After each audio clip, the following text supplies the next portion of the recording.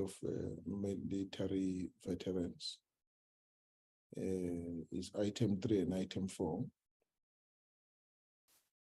That's item 3 is briefing by the DMV on the performance implementation of all benefits for 22-23. We're looking for the performance appraisal of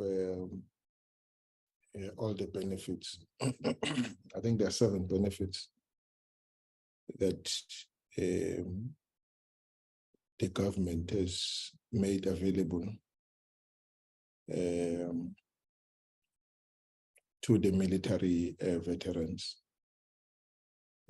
or available for take up by the military veterans. 7, if I'm not mistaken. So I want the department to brief us on how each one of them is performing. And then we take the update on the filling of vacancies and the national database. So essentially, those are the 2 items. Let me welcome all of you colleagues to this meeting, and thank you for availing yourself. Let me check if we do have the quorum. Do you have the quorum, Doc? Chair, we are still waiting for 1 person per quorum. We can start the meeting with the number of people. There's 5 in the meeting currently, but for later on decision making, we still need 1 person. Okay, no, it's good. No, I agree because the agenda is pre-approved. All right, let's deal with apologies. Let me just note the apology that Brian has sent to me. It's the minister is not available, is at cabinet today. So she has conveyed her apologies. Present in the meeting, in this meeting. But let me just check, are there any apologies on the side of the committee? Yes, Chair. Mr. Murray has a commitment, a funeral, so he will not be attending today. So he submitted this apology. And there's also an indication from the Deputy Minister who is struggling with connectivity and load shedding, and he will join at 10:30. So we'll just log in a bit later, Chair. Oh, okay. All right. So we take note of that. Okay. Now, on the side of the department, let me first acknowledge the presence of the Acting Director General, Vice Admiral Retired Hlongwane, DDG Mafu, CFO Ndlovu, Chief Directors Matsafu, Siengo, and Hlongwana, and Acting Chief Directors Mongali and Mokwala. That's the delegation from the Department of Military Veterans. Let me welcome the Acting Director General and the team and thank them for agreeing to come and give us a presentation on the 2 items we've asked them to come and brief us on. Are there any apologies on the side of the department that you want to acknowledge to table? There does not seem to be any apology. Admiral, Vice Admiral. Good morning, Chairperson, DM, members of the Portfolio Committee. Thanks for the opportunity, Chairperson. At the moment, I think we're full house. We don't have apology on our side. So. Thank you very much, Vice Admiral. Thanks, sir. Thank you. All right. Okay. Without much ado, let me invite you, Director General, or the Deputy Minister is in the meeting. DM, have you successfully logged in?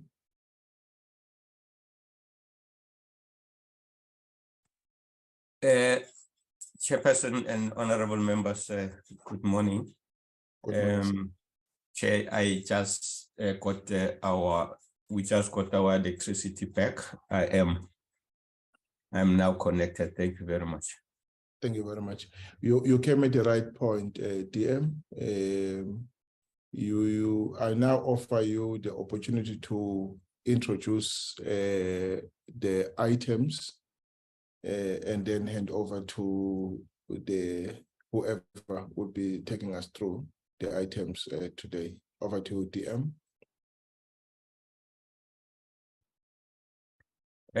Chair, thank you once again. The Department of Defense and Military Veterans is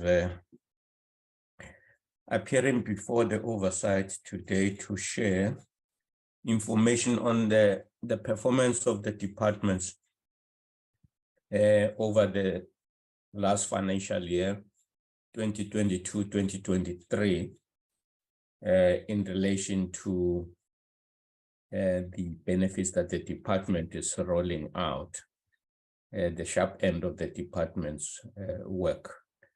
And they will also share through you information about the latest situation as far as vacancies within the department.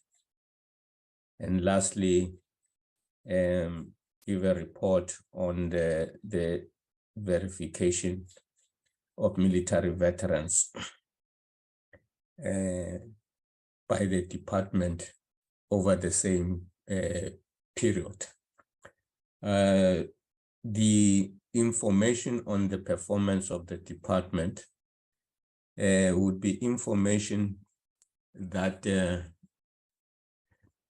the oversight would have received at different times during the year 2022-2023 through the quarterly reports that the department mandatorily presents to the oversight.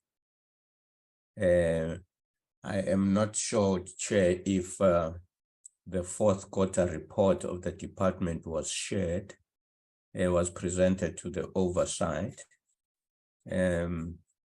But that report was used, the last quarter report was used when we looked at the plans that were tabled and that we discussed this week when we presented the budget of the Department of Military Veterans.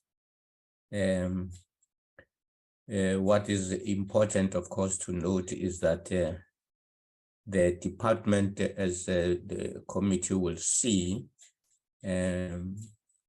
still was struggling as far as indicators are concerned in delivering benefits.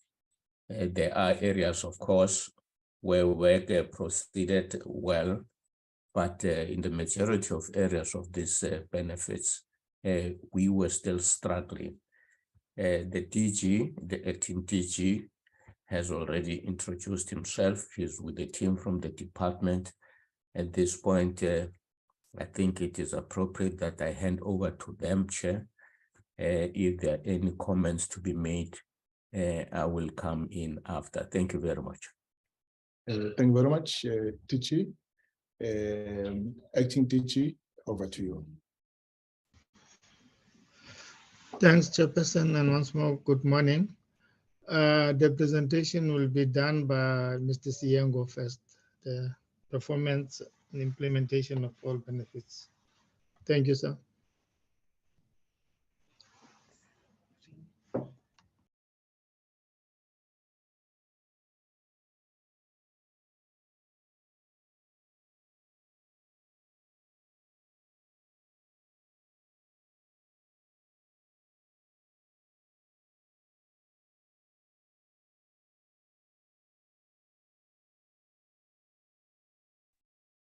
Um, good morning, Chairperson. Good morning to the Deputy Minister of Defense and Military Veterans, to the members of the Portfolio Committee on Defense and Military Veterans, and also to the Acting Director General of the Department of Military Veterans, and also to the senior members who are present in the meeting. I greet you all this morning. I'm here to present, as indicated, the performance of the department for 2020 in terms of the benefits for 2022-23 financial year.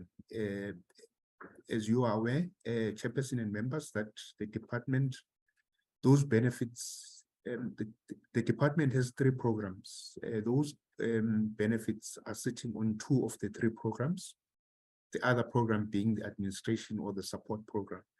That is program 2 and program 3, which is socio-economic support and also empowerment and stakeholder management. So I will focus on those 2 programs, and then I will do then the finances at the end.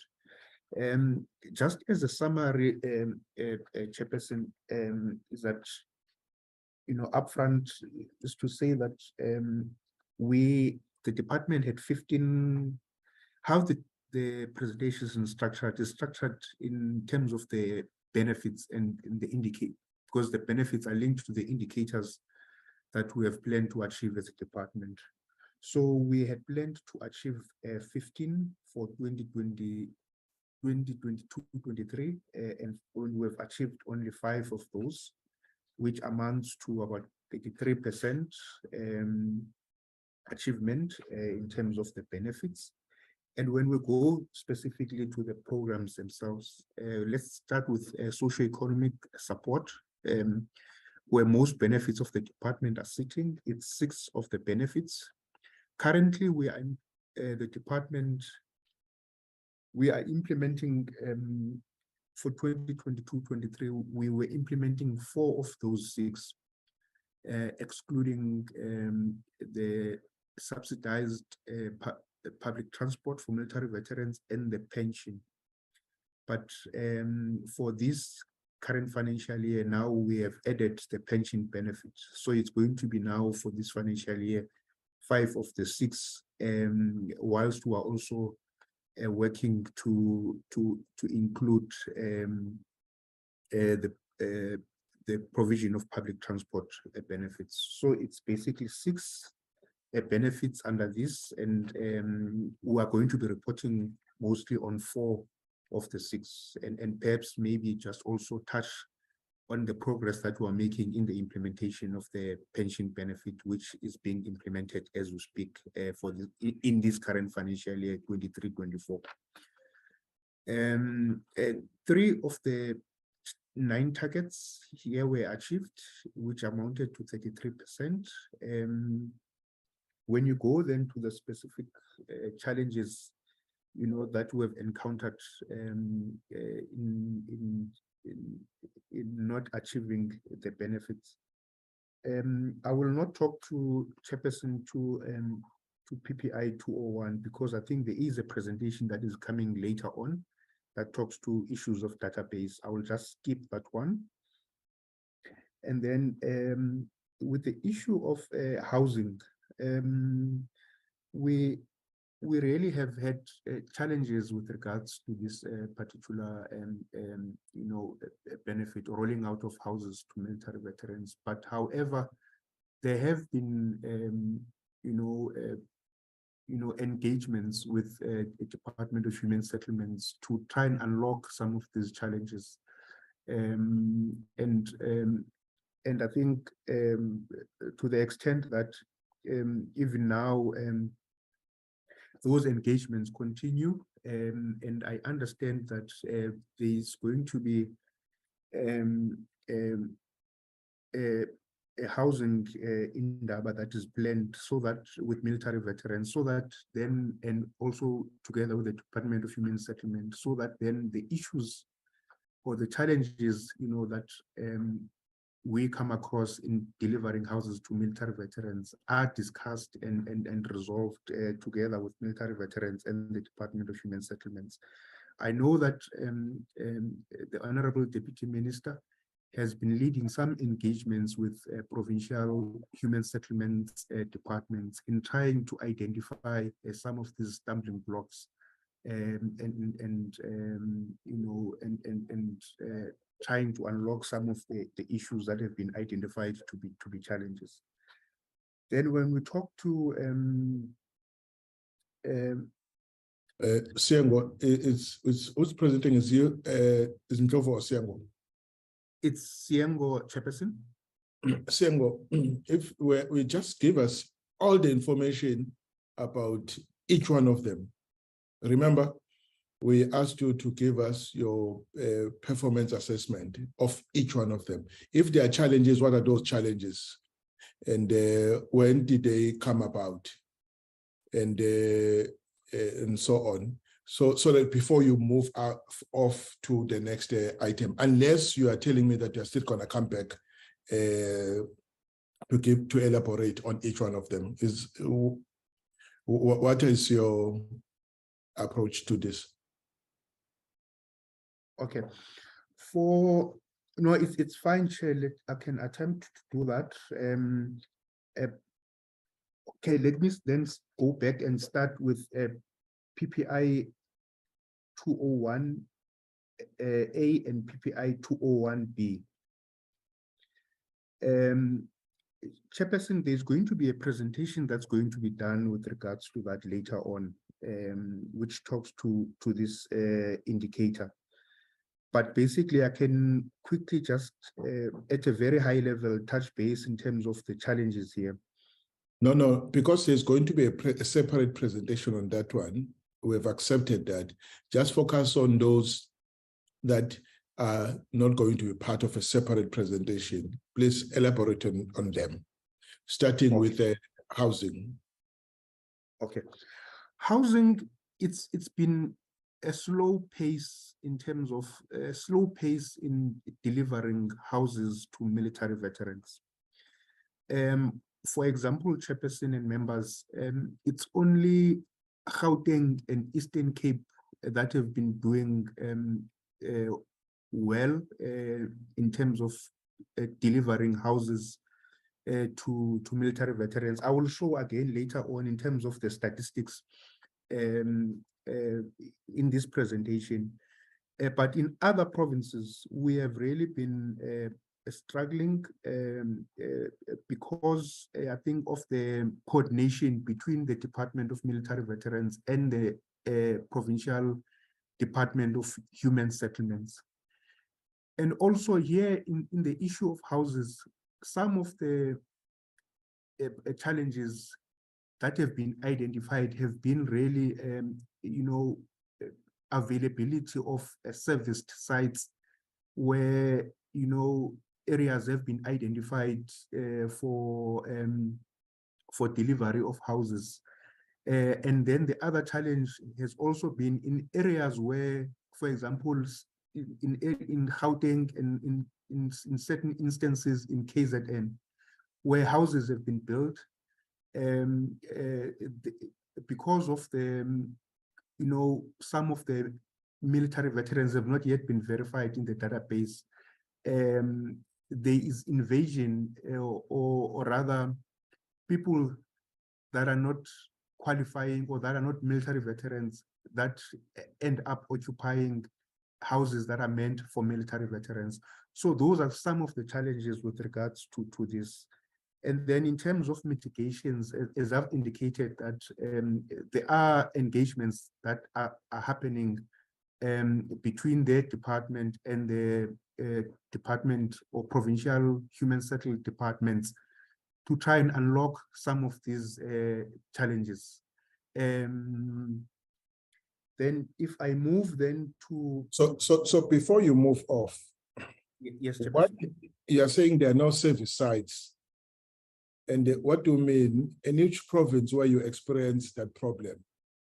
I'm raising this point because it's not the first time that this department is raising the same challenge, that there are no service sites, but there's delivery of houses, in the provinces.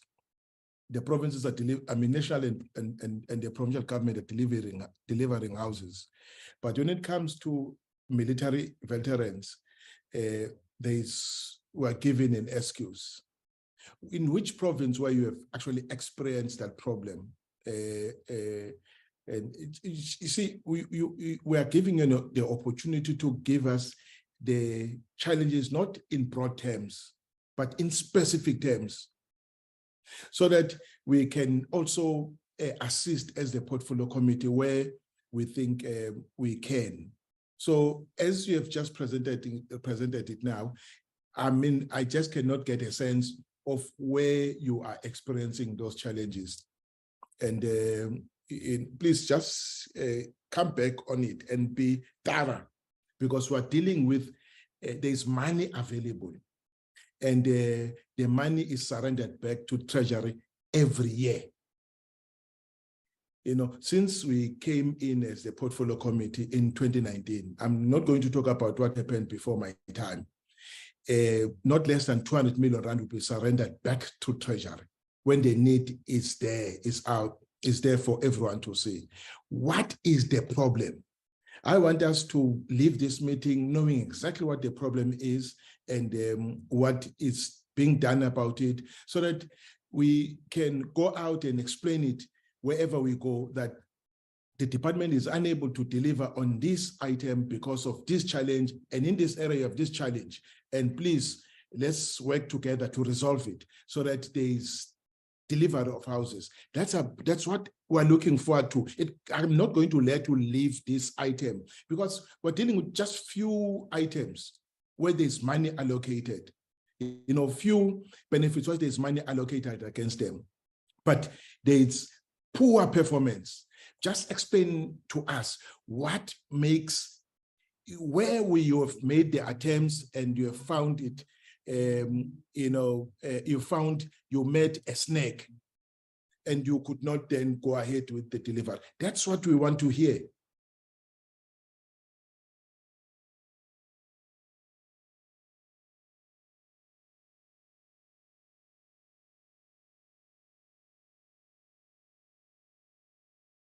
Thank you, Chairperson.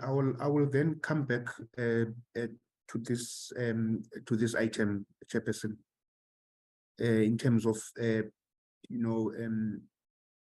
the challenges with regards to housing delivery. No, that's fine. If you're going to come back to it, you may go ahead. Then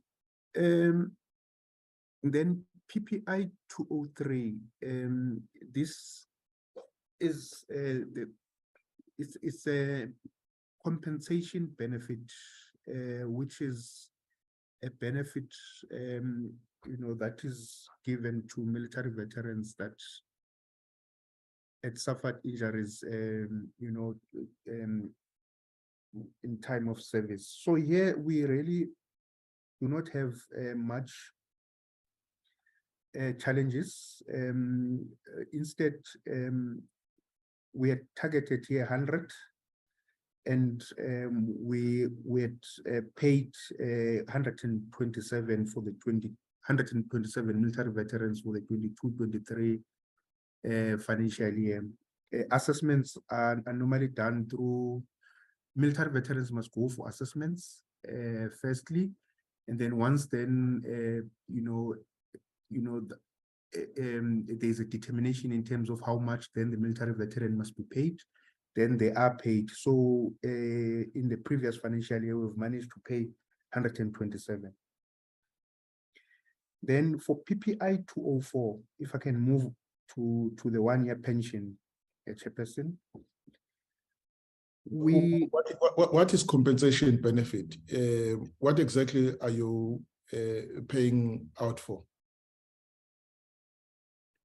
We are paying out for military veterans that obtained injuries during the time of service, Chairperson. Is it a once-off allocation, or once you have been verified and admitted, it becomes a monthly payout, or a lump sum once off? What is the situation? You can see what type of information we're looking for.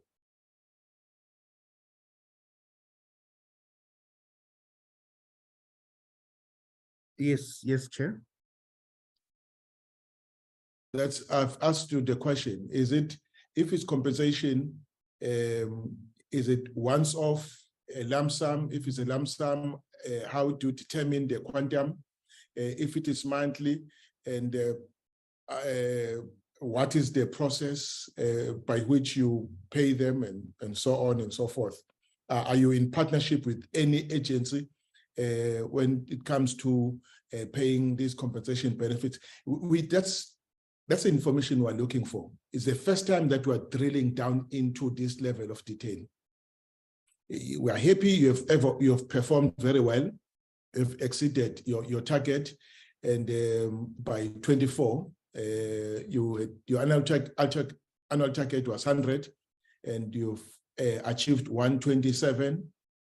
But the deviation, I don't know now. Your target is 100, and your deviation. What is this now? And what is your annual performance? Okay. If the deviation is 24. Okay. Chairperson, in terms of finer details, I've got my colleagues in the meeting, senior managers who are dealing with this particular benefit. No, I'm just talking, this is maths, Siango. This maths I'm talking about is 1 + 1. And then when it comes to the elaborating on the benefit, then we'll invite whoever is in the meeting to assist you. Your annual target is 100. And what is your audited performance? It's pre-audited. We have not yet finished with auditing. It's 127, Chairperson. And the deviation, why is deviation 24? It should be 27, Chairperson. Yeah, okay. Apologies for that.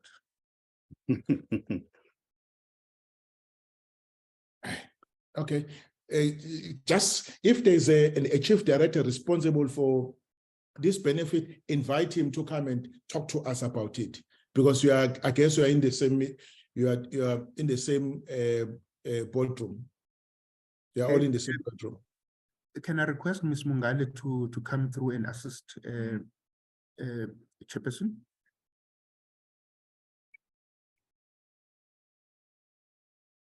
Through you, Chairperson. Ms. Yes, Mungale. yes, Mungale, you can assist.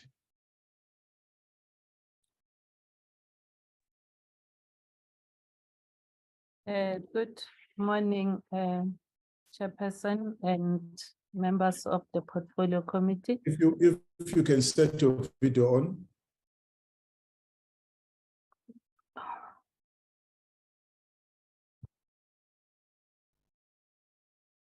Good morning.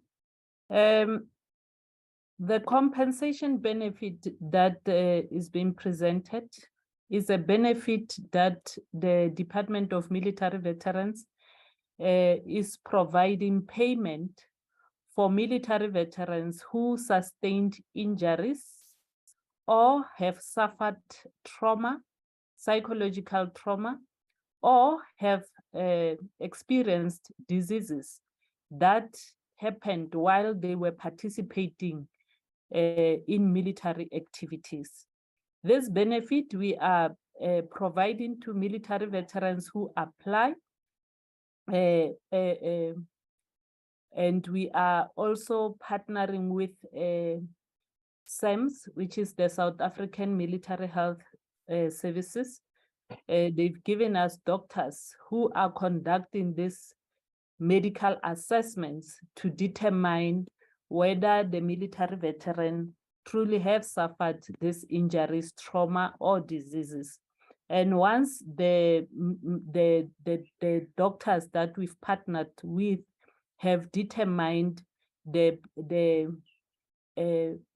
injury or the trauma or the disease, and a percentage is allocated towards the payment for these sufferings that they've experienced.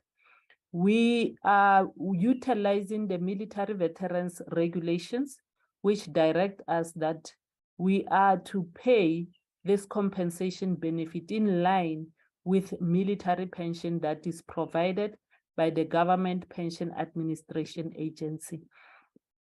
And the payment that we are providing is similar to that one that is provided by GPAA. The only difference is that the DMV regulations requires that we pay that amount as a once-off payment. What happens is that these military veterans that we have done medical assessments on, we refer them also to the GPAA, where they continue that side to be receiving these amounts annually, because the DMV regulations were determined to be just a once-off. As you would remember that even in the Act, it is written that this benefit is for reparation and it is not a welfare benefit. As such, it is only provided for as a lump sum. So our military veterans, we refer them to GPAA. We have a relationship with them. Although they have to undergo the processes that side as they are prescribed, but we have identified that majority of those that we have assessed, they do qualify also that side. And some of them, they do receive monies annually through military pension.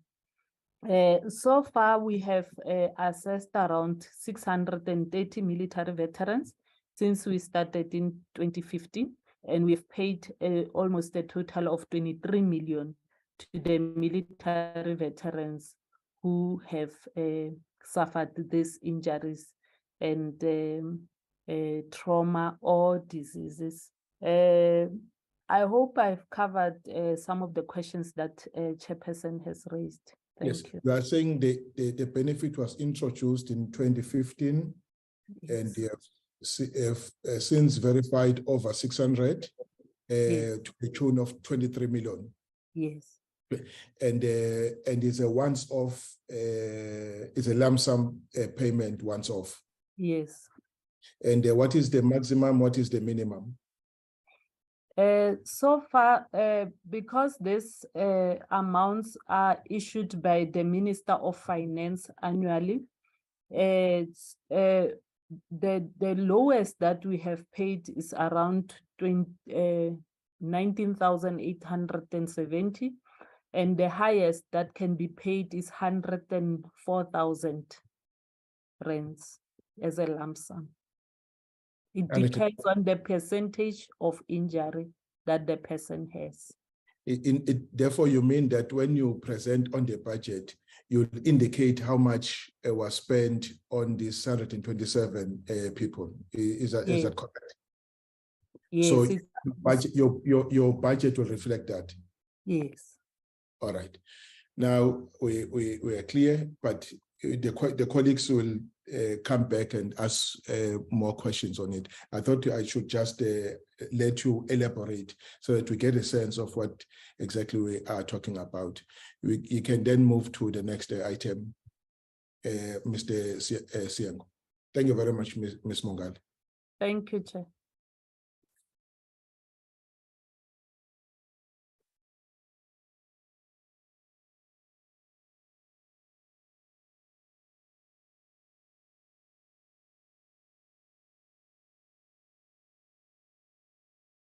Hey, can I move on, Chairperson?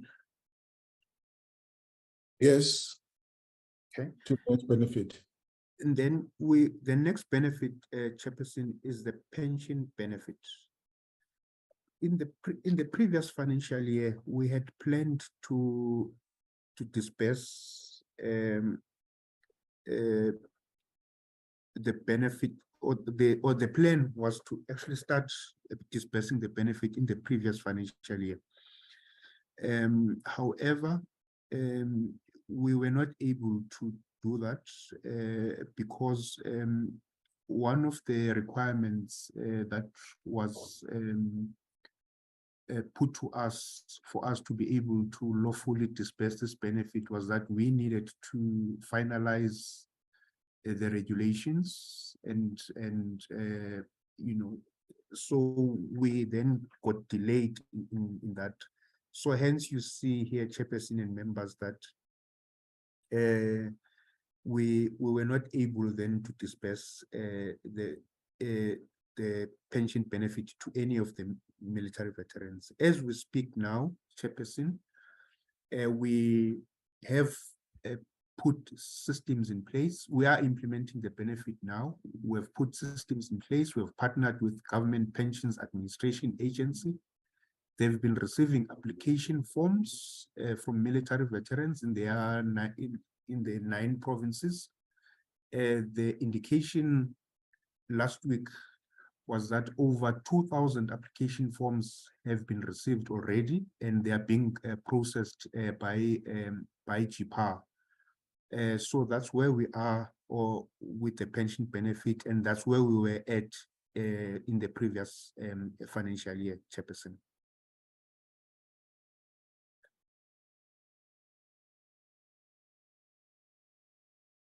Can I move, Chairperson?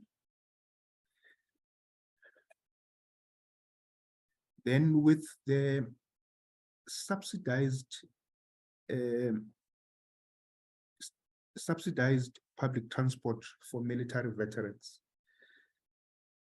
Here, Chairperson, we must indicate that we attempted at some point, I think about 2 years back,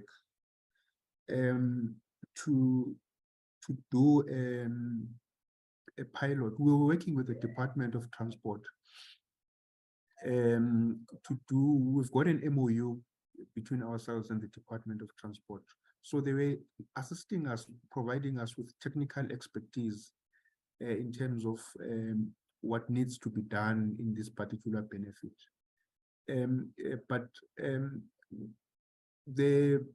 What then we needed to do, I think those engagements stalled at some point because you know, of issues, I think 2 years back when everything slowed down. But what we then wanted to do on our side, we wanted then just to ensure that we are clear, because the initial discussions that we had with the Department of Transport, they asked certain questions about how then do we want to deliver this service to military veterans, because they've got various modes of transport that they have. They've got buses, they've got trains. There's an element of you know, taxis, but even though they are privately owned, there's air travel. So we had to then come back as a department and define clearly, you know, what is it and that we want, how do we want to implement this benefit. So what we then decided is that we are then, as a department, firstly going to develop a strategy that's going to focus on how then, as a department, do we want to implement this particular benefit. Because again, it also includes military veterans that need to be transported who are sickly, because at the current moment, we do not have a provision for those military veterans. We normally use the departmental cars, or we seek assistance from the DOD to assist us to transport some of the military veterans that need to go to hospitals. So we are then in the previous financial year, we have been working on this strategy, but it has not been completed. So we are going to continue in this financial year and ensure that we consult with the relevant stakeholders, mostly the Department of Transport, the provinces. We know that some provinces are keen on assisting in development of this strategy, and then we will then present that in terms of how then we are going to move forward with this particular benefit.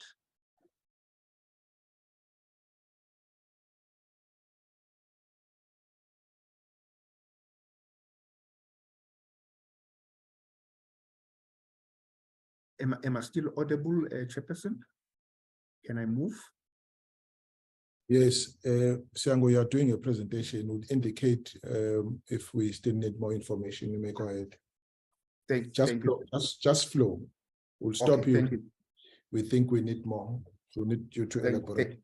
Sure. Thank you, then, Chairperson. Then in the PPI 206, the military veterans that require health services from the department. This is one of the, benefits that is in highest demand in the department.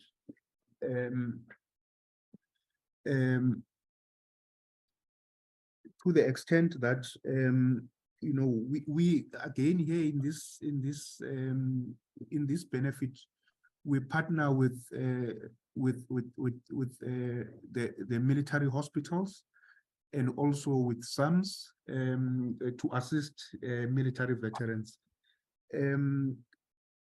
For the year, the reason why we did not meet the target is because, and again, Chairperson, I must indicate that this is a benefit as much as it's on demand, but however, we are not able then to. It's a benefit that requires a military veteran to visit to get approval from the department and then visit a hospital. So we're not able then to say how many military veterans will get sick in that particular financial year. But based on the previous years performance in this regard, that's how we've managed to come up with these kind of targets in this particular one.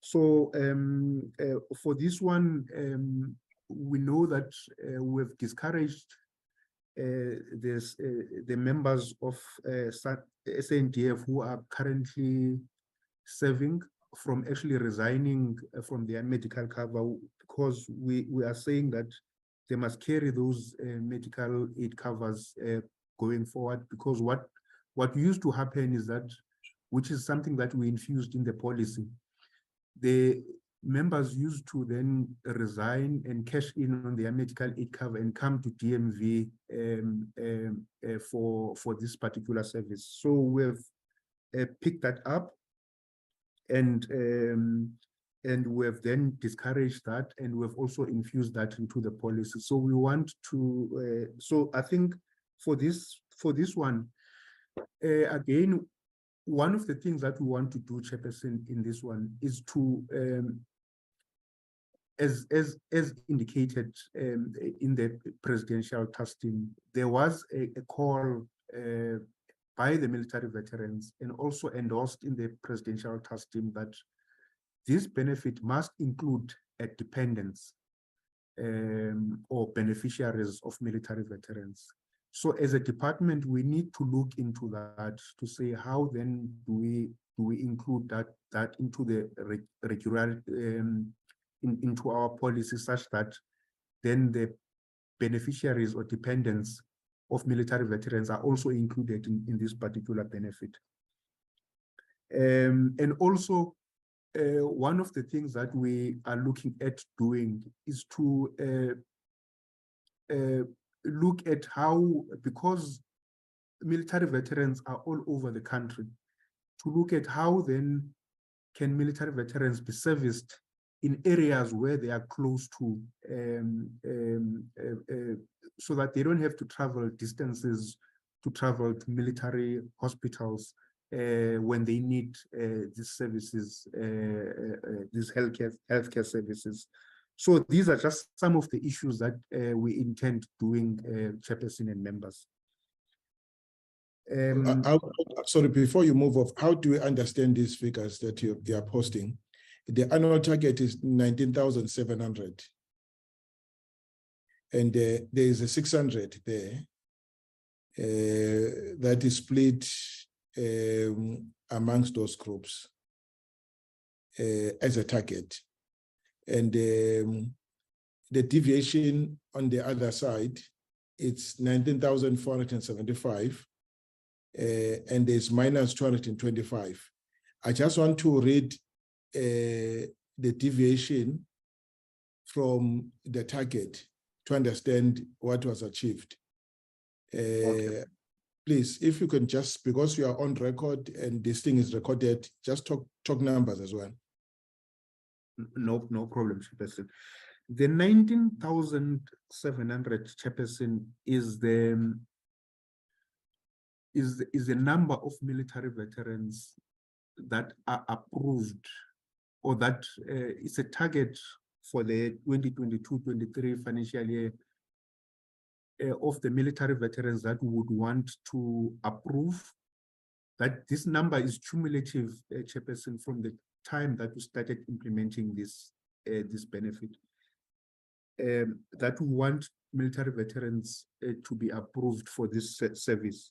So for the 2022-23 financial year, for us then to get to 19,700, there was a baseline which was 19,100 from 2021, so 2021-22. If you add that 19,100 of the ones that already have access, it would then give you 19,700, which were targeted cumulatively to have as military veterans approved to access the benefit. Then just stop on that, Mr. Siango. If it's accumulative, does it therefore mean that it's people that you are expecting to walk to your medical facilities at any time of the year, or you only focus on those that you would be approving for this financial year, which is this 600, and therefore budget for accordingly? What is the situation? Because if it is accumulative, it can't be accumulative because other people come in just for one thing that it doesn't require what you call this to be permanently on the medical services. You know, it's a once-off thing. You come in, you go out, like what you call this outpatient type of thing. And so I'm trying to understand, because we are talking numbers and the budget now. And then even within the 19,100 that were for last year, obviously some people pull out, they withdraw from the number or the pool, whatever you call it. And some people passed away, and the number can't stay the same and keep on accumulating by the number you enroll each year. There's got to be what you call the number has got to, you know, some people will drop out for one reason or another. What is the situation? We just want to understand the 19,700 as the number. Is it people? Is this the patients that we are budgeting for? And does it take into account people who came in just for a once-off thing, and the people who drop out because of reason this or that reason, including you know, passing away? To make us understand, so that we understand this figure, and when it comes to the last figure, the deviation. Okay. Thanks, Chairperson. The number here, Chairperson, the 19,700 is people that at any given point in time, when they feel sick, they've registered for this benefit, they are able then to access the healthcare services. Okay. However, what we don't, okay, then the number 600 is the number of people that get registered for the healthcare services on a yearly basis. What we have not accounted for here, Chairperson, which I'm going to come to, which is linked to the issue of the budget. What we have not accounted for in these numbers is now the military veterans that would work in and out of health facilities. That is not accounted for in this particular, in the format that we have reported on here. These numbers only talk to the number that we register or we approve for access to healthcare.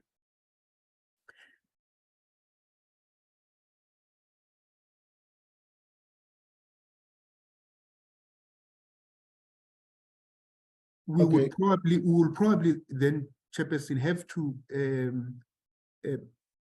maybe respond in writing in terms of then for the 2022-23 financial year, the number then of the exact number of military veterans that actually walked into the health facilities for whatever. But they must first be approved by you. Upon approval, they get enlisted as part of your achievement or output, isn't it? Correct, Chairperson. But you should have those numbers then, because they want, in other words, you remember, you see what the information would require, the Department of Defense says the Department of Military Veterans owes them X amount of money for the services they rendered to the military veterans. Now, your number must then correspond with the DOD SAMS, the South African Health Military Services, a number, because they say this is amount of money that DMV is owing us. I guess they can even give us the number of people that they are claiming this money for or on their behalf. So the two numbers must then correlate. Am I correct? Yes, you are correct, Chairperson. We can provide that, Chairperson, maybe in writing, Chairperson, if the committee allows. But maybe let me allow Ms. Mungale again to come in here and assist, Chairperson. Mr. Mungale, please assist, because we don't need you to come back in writing, because it's information that you work with on a daily basis. It should be in your fingertips. Yes, Chairperson, thank you. Maybe I should just to add on what Mr. Siyengo has presented. As a department, we work almost like a medical aid. And what we are reporting here is the number of military veterans who are approved to can utilize DMV sort of medical aid, if I may put it in that way, when they access services at the South African military healthcare facilities. So far, we have given authority, or we have authorized 19,475 military veterans.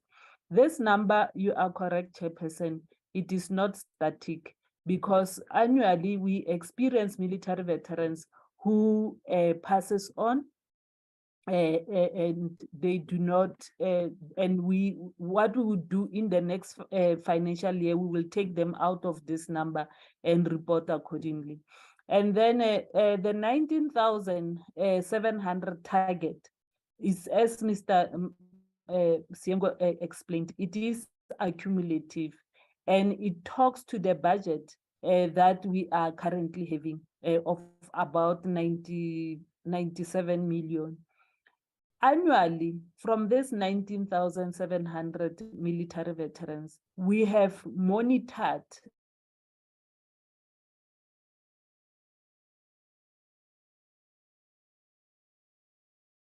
Have I lost Ms. Mongali?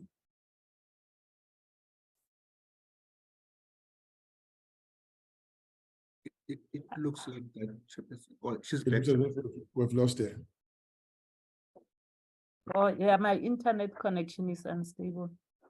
So Ms. Mongali, you are saying that we must understand the 19,447 as the difference of 225 to be representing people who passed away. What is the situation? Who dropped out of the let's use the term dropped out for whatever reason of your medical care facility. Chair, as I was explaining, the target was 19,700, which is accumulative. But for 2023-2024, we were expecting to add at least 600 military veterans to that number. So what happened is that throughout the quotas, we only managed to add 375 military veterans to these people who have authority to can access healthcare. And we could not achieve the target that we put for ourselves for that particular year, for 2022-2023. Our target was 600, which we are adding to the accumulative number of 19,700. So it's 19,700 an accumulative number, but for the specific year, we were looking at authorizing 600, meaning we give medical cover to additional 600 military veterans. So we couldn't give more 600, we only gave 375, hence you see that minus 225. That's what these numbers are saying. And the reason why we could not add the number that we had targeted for that year, that 600, is because of this policy that we currently have. Instead of seeing more applications coming to the department with regards to medical cover, majority of SADF and SANDF military veterans, they are on the regular force medical aid, which is providing for them medical cover. And as such, when they get out of service, they do not come to request medical cover from DMV because they already have medical cover. So with us, we will be providing for those military veterans, especially non-statutory force members who never had medical aid, and some of the SADF or SANDF members who never had the opportunity to be able to buy or purchase this regular force medical cover. So it's another aspect. But I just wanted to explain this 19,700 to say it's like a medical cover that we are providing to all these military veterans. And I wanted to add this information to say, from this 19,700 military veterans, we have noticed that around 8,200 and something are accessing the services annually at the South African military health facilities. And we are, at least when we assess our data, we notice that we are paying around 16,870 per head of each military veteran annually for these services. And it's just that we did not provide all this data that we are monitoring monthly, but we do have that data where we are able to see the services that South African military health facilities are providing for our military veterans. and also to see how much we are spending per military veteran as they access these services. And I must also mention, we started this to provide this medical cover to military veterans since 2012 when the department was established. And we have received claims from South African military health facilities to the value of 904 million. Sorry, And can you repeat that? Claims from medical, from where? from medical services from the SEMS.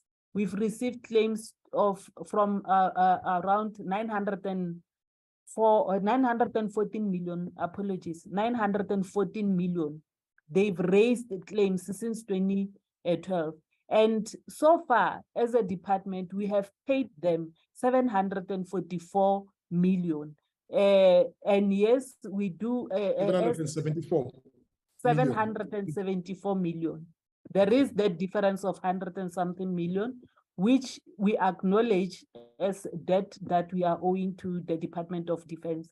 And we will continue to always have some form of money that we owe, because the military veterans continuously access these services.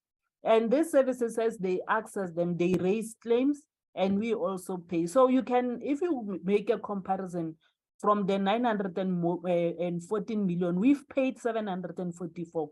It shows that as both department moves with providing the services, we are also moving in providing the payments. Although it is not up to the point that you provide a service today, you bill DMV and the DMV pays immediately.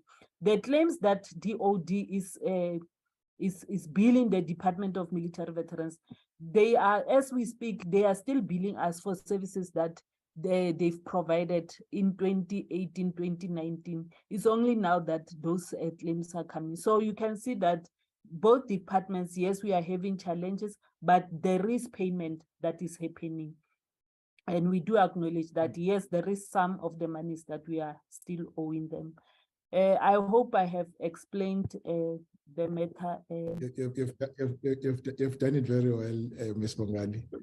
Thank you very But much. of course, there may be further questions from the colleagues. Okay, but at least we have minimized them. Yes, you can then proceed, Mr. Sengo. Thank you, then, Chairperson. And then we've got PPI 207, which talks to dedicated counseling and treatment to military veterans who suffer from serious mental illness, post-traumatic stress disorder, or related conditions. This is a benefit counseling that is offered to military veterans and their dependents. So in this one, we have, serviced 697 military veterans, and we continue to provide then to monitor the situation, and where we are required then to assist, we always then go and assist military veterans with this particular benefit. Then sorry, again, the figure is accumulative. What is the situation here? It's a once-off service. It's not accumulative. It's once-off service, yes. It's a once-off service. Yes. And which agencies do you partner with when it comes to counseling and treatment? Can I request Ms. Mungale just to come in again here, sir? Okay, Mungale.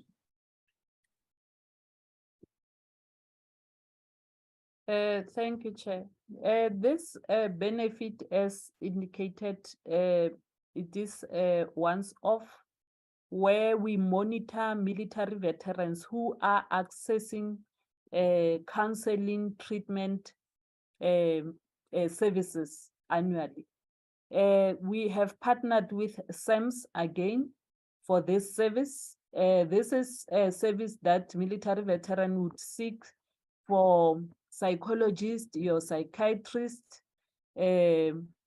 social workers services that are being provided. So annually, we are looking at around 600 military veterans accessing these services. Remember that we have given them medical cover under PPI 206. So when in PPI 207, we are just monitoring their access to these services. And not all military veterans are requiring this service. And we've looked at it over the years, and we've seen the trends that it is around 600, 700 military veterans who would access these services. So hence the target is 600. And it also includes dependents of military veterans who are affected, like you'll have a parent, maybe a father, who is having challenges maybe with alcoholism, and it will also affect the children. So we come in and assist military veterans and their dependents. Also, the children of military veterans who are struggling with their education, we come in. Some are not coping at school, we come in as such. So this is the number that we managed to achieve of 697 for this. You get billed separately by SAMS? Not necessarily. The claims would come in consolidated with all healthcare claims. We are reporting on it because it is a benefit that is highlighted, and also because we want to zoom in and monitor to see whether our military veterans are accessing these services that they really are in need of.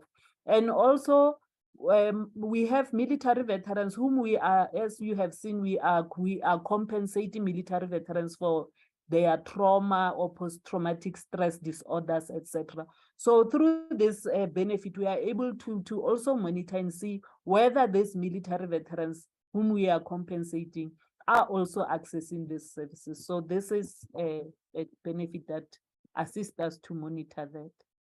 Thank you. No, and 207 is not part of that global figure of 206. It is. It is. Yes, they are Can you repeat authorized. Military veterans are given medical cover under 206. And to PPI 207 is just one of the services that is covered under healthcare. Like, for instance, yes, it's just one of the services, but this military. So in other words, Ms. Mongali, we must read 600 and this 600 is part of the 19,700. Yes. Is the answer yes? Yes. Okay. All right. Okay, you may go ahead, Mr. Sengo. Thank you, Chairperson. And then PPI 208. This one, Chairperson, is the benefit that is provided to military veterans who have challenges with the ones who have bonds, like housing bonds, and who have challenges in terms of you know, with whoever is holding their bonds, if they can't settle their bonds, and then the department then comes through and then settles the bond. However, here there is a threshold, Chairperson, which is 188,000 for. So if then your bond is below that, then the department is able then to come in and assist a military veteran. However, if the bond or the the bill or The settlement amount. settlement amount is above 188,000. Then the department is not able to assist. Here, Chairperson and members, there is normally, there are documents that we require to prove that indeed a member is under duress in terms of settling that bond. We don't, provide it just willy-nilly, to everyone who is able to pay for their bonds. So in this financial year, because now again this one it really depends on a military veteran that would come in and apply for it. It's really it's dependent on who comes into the department to apply for bond rescue. Demand driven. Yes, correct, Chairperson.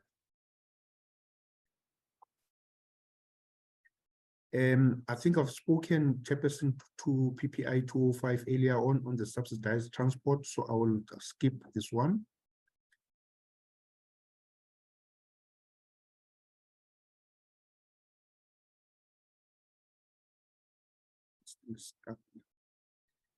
Then what we have also done, Chairperson. Sorry, I did not see education. It's going to come in program 3. Program 3. Yes. What we have also done, Chairperson and members, is that I think in the previous portfolio committee, we were requested to provide finer details, but it was on the housing delivery, which we have done. But however, we thought that it would be useful information that we will provide this kind of statistics to the portfolio committee in terms of how we have achieved per quarter and in which province then we have serviced military veterans. As you see here, it is broken down into provinces, the number of military veterans that have been registered in the database, and in which quarters were those military veterans serviced. Also, in terms of housing. Sorry, can you go back? Sorry, yes, Chairperson. So this is for, military veterans that were registered on the database in 22-23. Correct, Chairperson. It's not an accumulated figure. It's new numbers. Is that what you're saying? It's new numbers, Chairperson.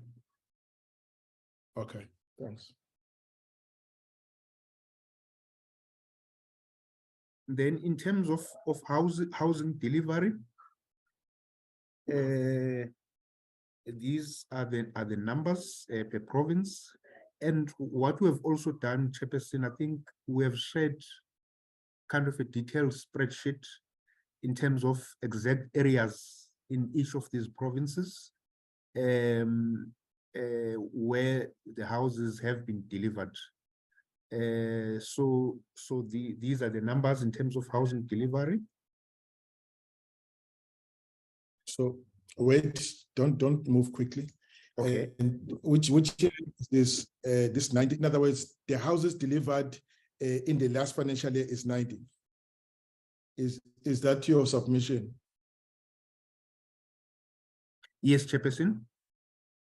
But you've just said that you targeted 355 and you have delivered 68. How do I reconcile the two figures?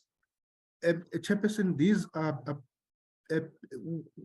pre-audited. We are still going through the auditing, of the numbers, reconciliation of the numbers, Chairperson. Okay.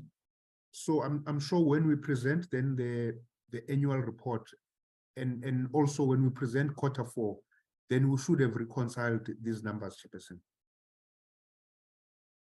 And then, so this is therefore by statutory, non-statutory, what do you mean? You mean that people who were given houses were for the as per the non-statutory were 53.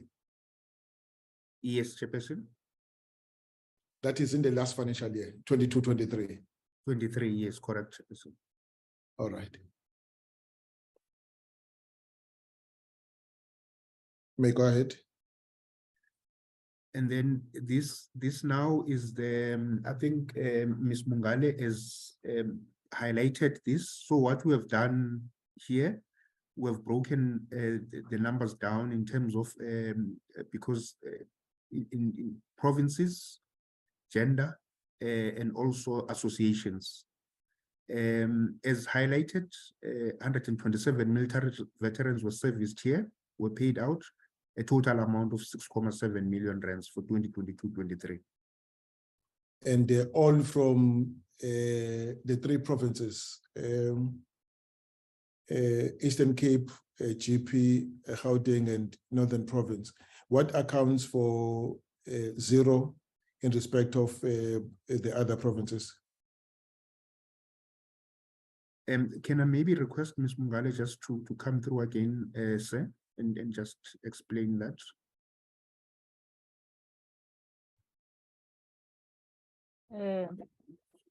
Chairperson,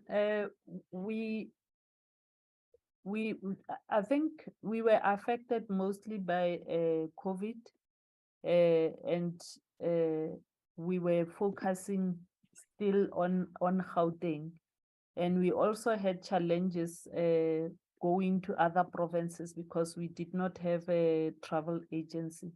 But for this financial year, our plans, we are planning to go to Northern Cape, KZN, and Mpumalanga to look at those that are left.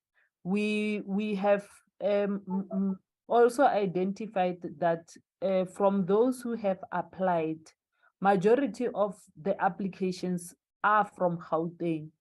And we still have some who have applied who are in Gauteng that were still not yet assessed. And from other provinces, there are numbers, but they are very, very few. But this financial year, definitely, we are planning to make sure that we cover everyone going forward. No, thank you. You said it doesn't incorporate the dependents. It's only for the military veterans. Yes. Okay, you may go ahead.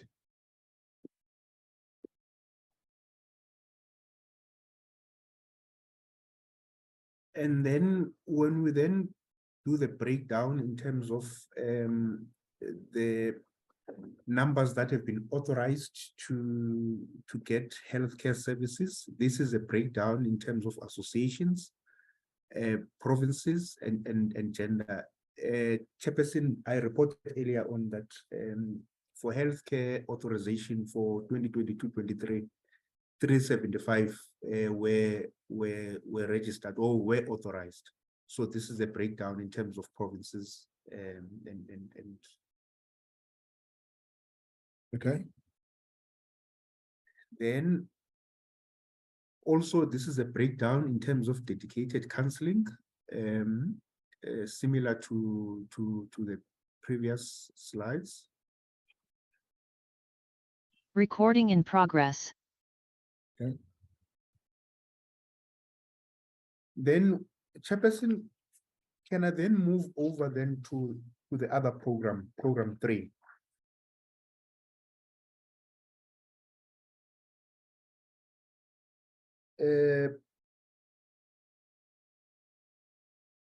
Program 3 has got 6 benefits. With the honoring a memorization education, separate to education has got training and skills development, It's got facilitation of employment and also facilitation of for business opportunities and also burial support. Then in terms of the progress for 2022-23, 2 of those 7 targets were basically achieved, which comes up to 29%. When we then go to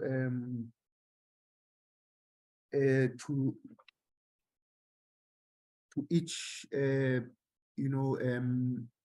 PPI 301, which is number of memorial lectures coordinated for military veterans.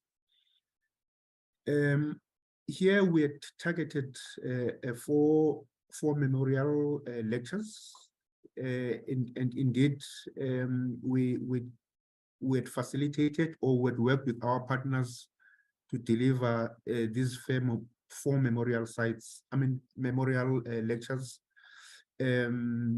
And memorial lectures, we either normally do it through associations, or we do it through our partners, or as a department, we initiate, a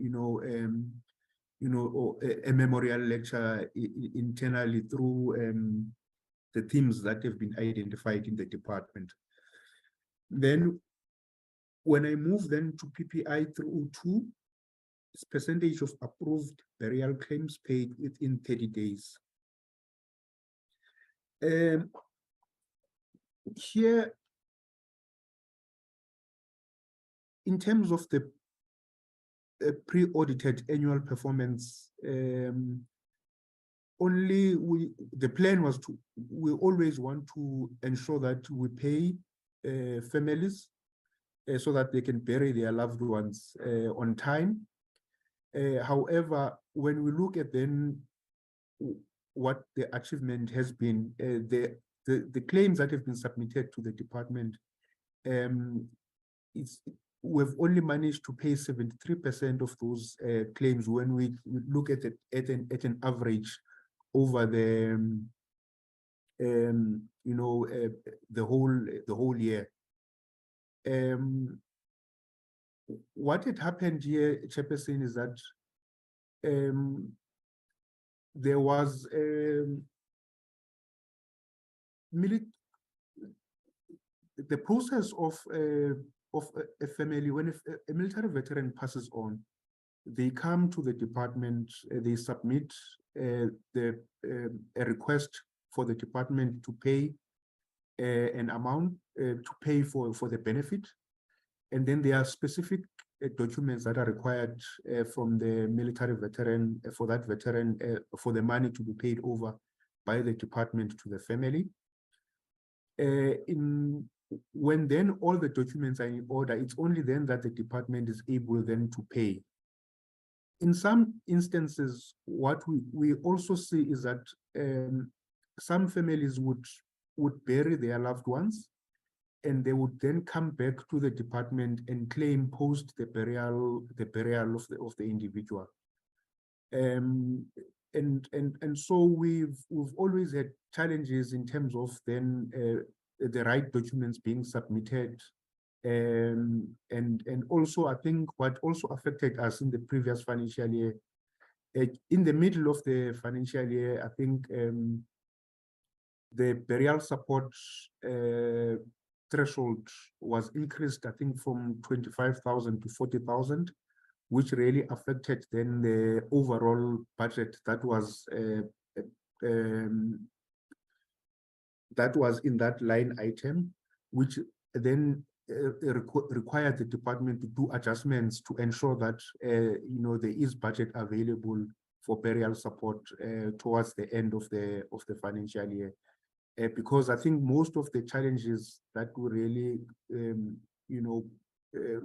got was in Q4, when then we had to then do the adjustments after then the threshold had been increased to 40,000 for burial support for military veterans. It's 302, Siango, it's 100% wanted to have paid within 30 days. How many burial claims did you pay in this financial year. I'm reading this figure because we can then times it by the number of the amount we pay to get the actual budget, the payment against the actual budget. How many did we pay? It can be an output reported as an output.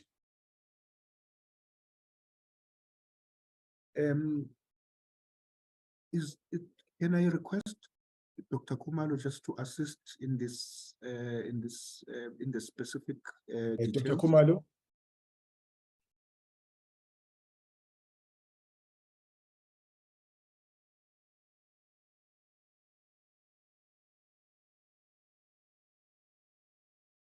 Is Dr. Kumalo in the meeting?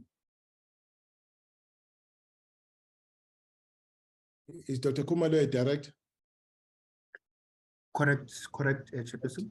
I did not. Are you sure he's in the meeting?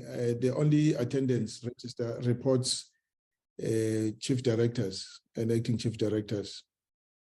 Is Dr. Kumalo in the meeting, or anyone who can assist Dr. Kumalo with this information? Should be easy. We've paid X number of claims in the last financial year. But 3% were paid within 100 days. Yes, ma'am. Chief Director Skills. Dr. Kumalo is on leave, not at work, if I understand it. So he won't be able to come in. Who does he or she report to? That person should have the information. Dr. Kumalo reports to DDG ESM. DDG who? Mark. DDG who? DDG Mafu. Yeah, DDG Mafu should have the information, therefore.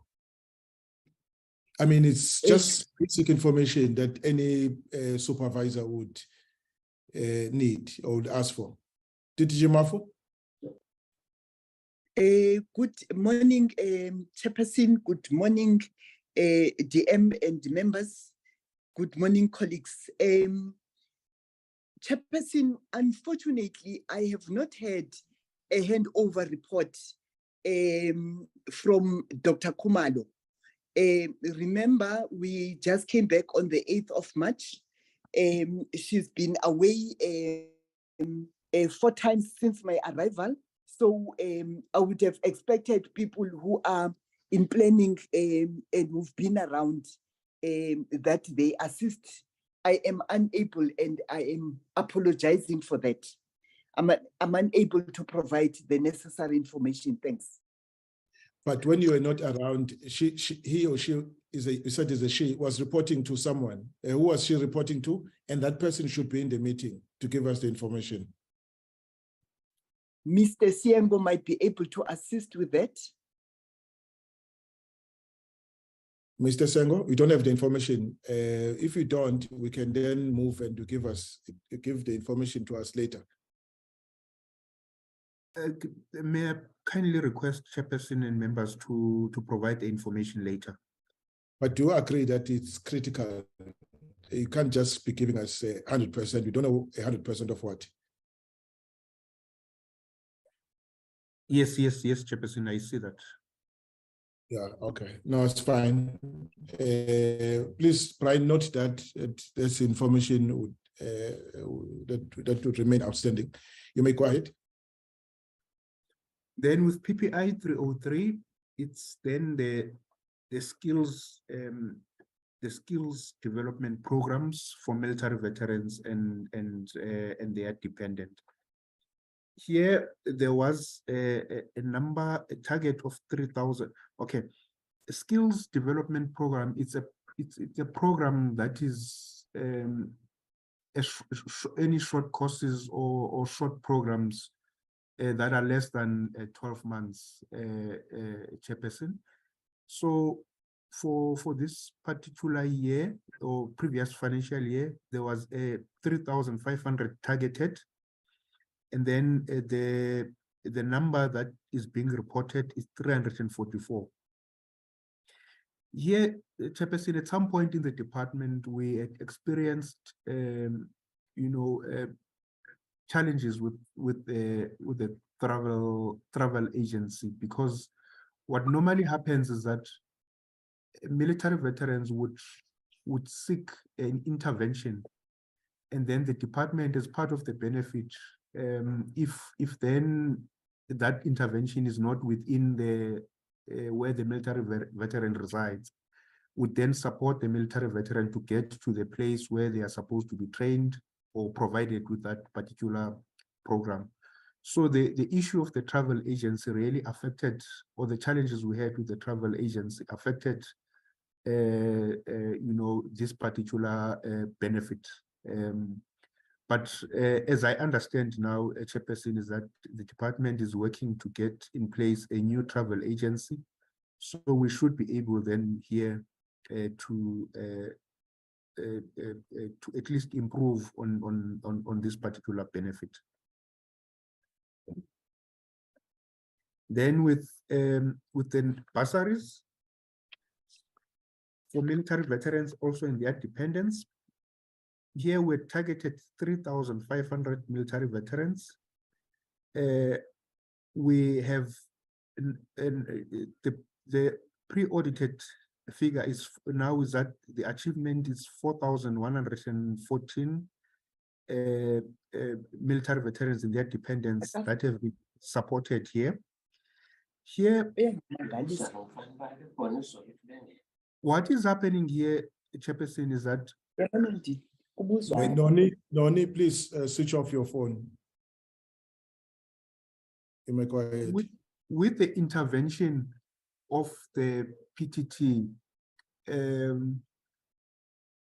at some point the department had put a moratorium on the new applications, and then with the intervention that was brought by the presidential task team, where it was indicated or it was resolved in the PTT that that moratorium must be suspended.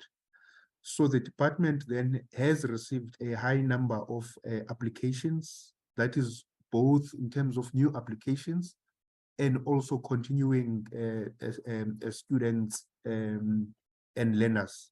So hence you see that number shooting up to over 4,000. And then with the number of military. So that it incorporates both tertiary and the basic education. Correct. Yes, Chairperson. You don't have the figure that split the two, split that into two. We do, so that we get a sense of how many we are supporting at tertiary versus those who are supporting at basic education. If you don't have that, please supply us with it in writing. Can I maybe just check, Chairperson? I'm not able to check who's in the meeting. If Ms. Tukuta is here, I'm sure she's got it on top of her head. These numbers. If Tukuta in the meeting, can you please come through? And this figure, Mr. Sengo, is not accumulative. I wonder why it will not be accumulative if you fund a university student for a period of 3 years, for example, or 4 years, whatever the period is. And if it's basic education, you start him or her from grade 1. So it means that that fellow would remain on the system, support system for 12 years. So it can't be a new target in the sense of being new. I'm trying to understand what is the situation here. Yes, it's head counts, Chairperson. For example, we would say in this year, there are so many, head counts new that have been approved, and also those that are continuing. So we count per head count. And your per head count includes people who repeat grades, be it at tertiary or or basic education? What is your policy with respect to that?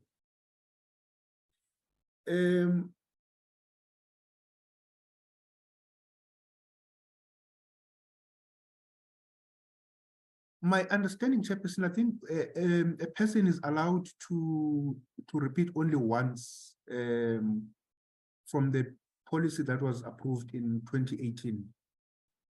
The question is being upheld. That's a question I'm asking, because your head count doesn't tell us that information.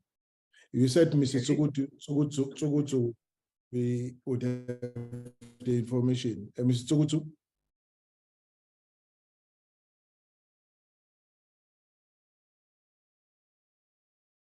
Is Mr. Tsugutu in the meeting? I guess she's a director. Who does she report to?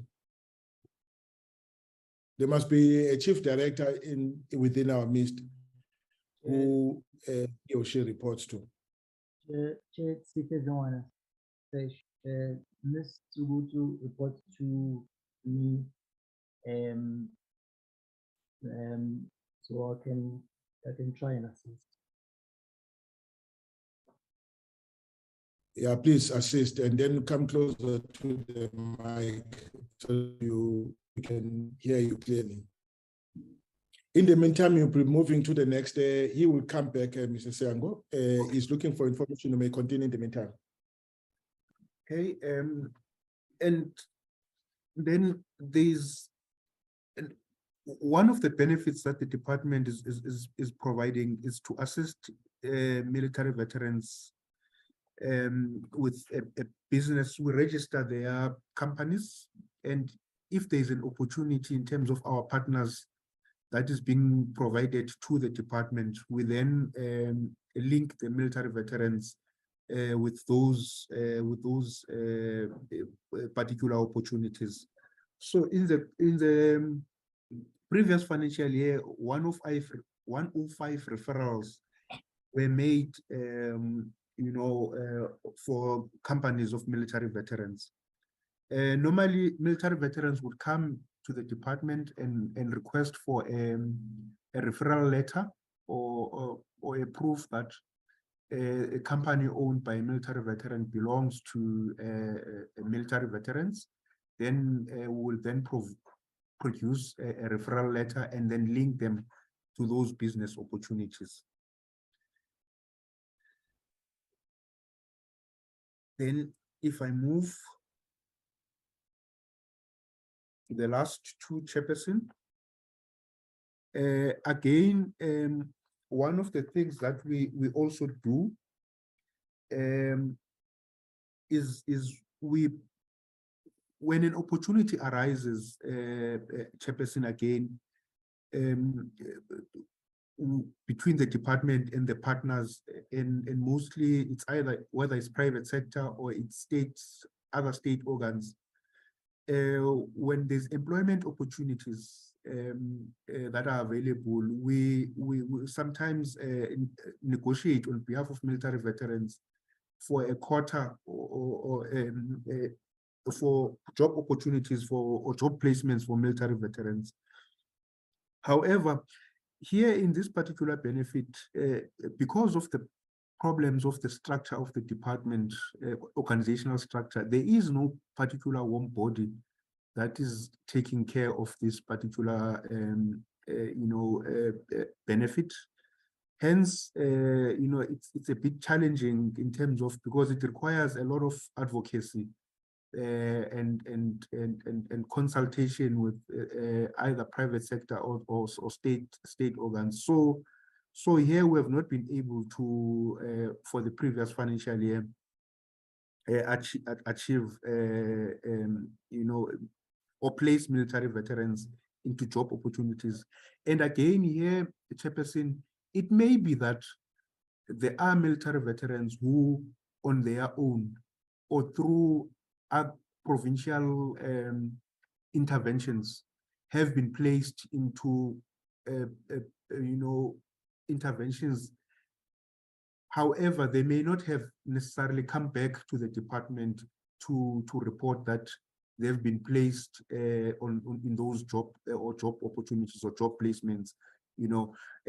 So hence I'm saying here perhaps what we have done or what we are thinking of doing or what we have planned to do as a department is to also strengthen our M&E around this area, and you know, so that we are able then to pick up when we have facilitated or when we have negotiated these job placement opportunities for military veterans. Then we are able then to get feedback from military veterans in terms of areas where they have been placed, and we report on that. Then the last PPI talks to the memorial sites.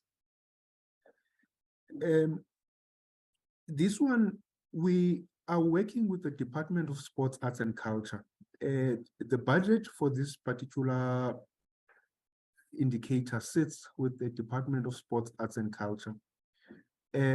We sit in the steering committee between ourselves, Sports, Arts and Culture, and other Department of Public Works and Infrastructure, South African Heritage Resource Agency.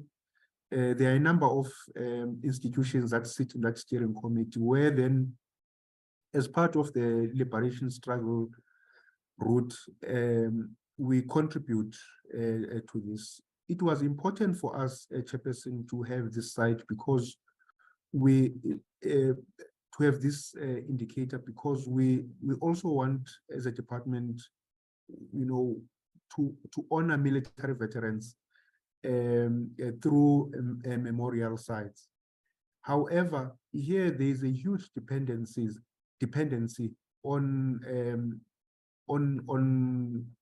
the work that is being done in that steering committee. We contribute to that steering committee in terms of identification of sites, and also in terms of you know, planning and implementation. So far, I think we have not really had a site that has been built that focuses on military veterans. However, we are still continuing. There are sites that have been identified. However, there is no output in terms of a completed site, you know, that we can then report on as a department.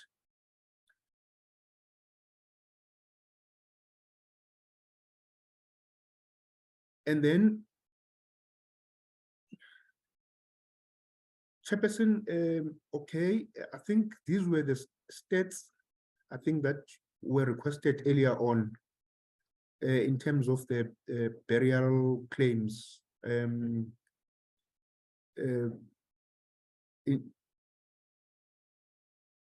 So the number then of burial claims that were paid for 22-23 is 338, and 163 were paid to non-statutory force, and 175 were paid to statutory forces. Sorry, so this is for 22-23. Correct, Chairperson. And the only requirement is that you must be on a database. Yes. You to be eligible for your family or relatives to be eligible for a burial claim. Yes, you must be on the database and then submit the relevant documents that are required, Chairperson. And this doesn't include what you call it's a dependent. No, it's only the main member, Chairperson. Must I therefore assume that for non-statutory, last year we lost 163 people, at least who approached your office? Correct, yes. Systems. Correct, Okay. Chairperson. Correct. Okay. And then the breakdown in terms of the skills program per province, you see Gauteng is the highest there. And also breakdown in terms of military veterans and dependents. You see that 202 military veterans and 142 dependents were provided with the skills with one or other intervention. Then in terms of bursaries, these are the figures. I think you had asked this area on, Chairperson, in terms of the breakdown for basic and tertiary. Basic is 3,219 and tertiary it's 895, which amounts then to that 4,114.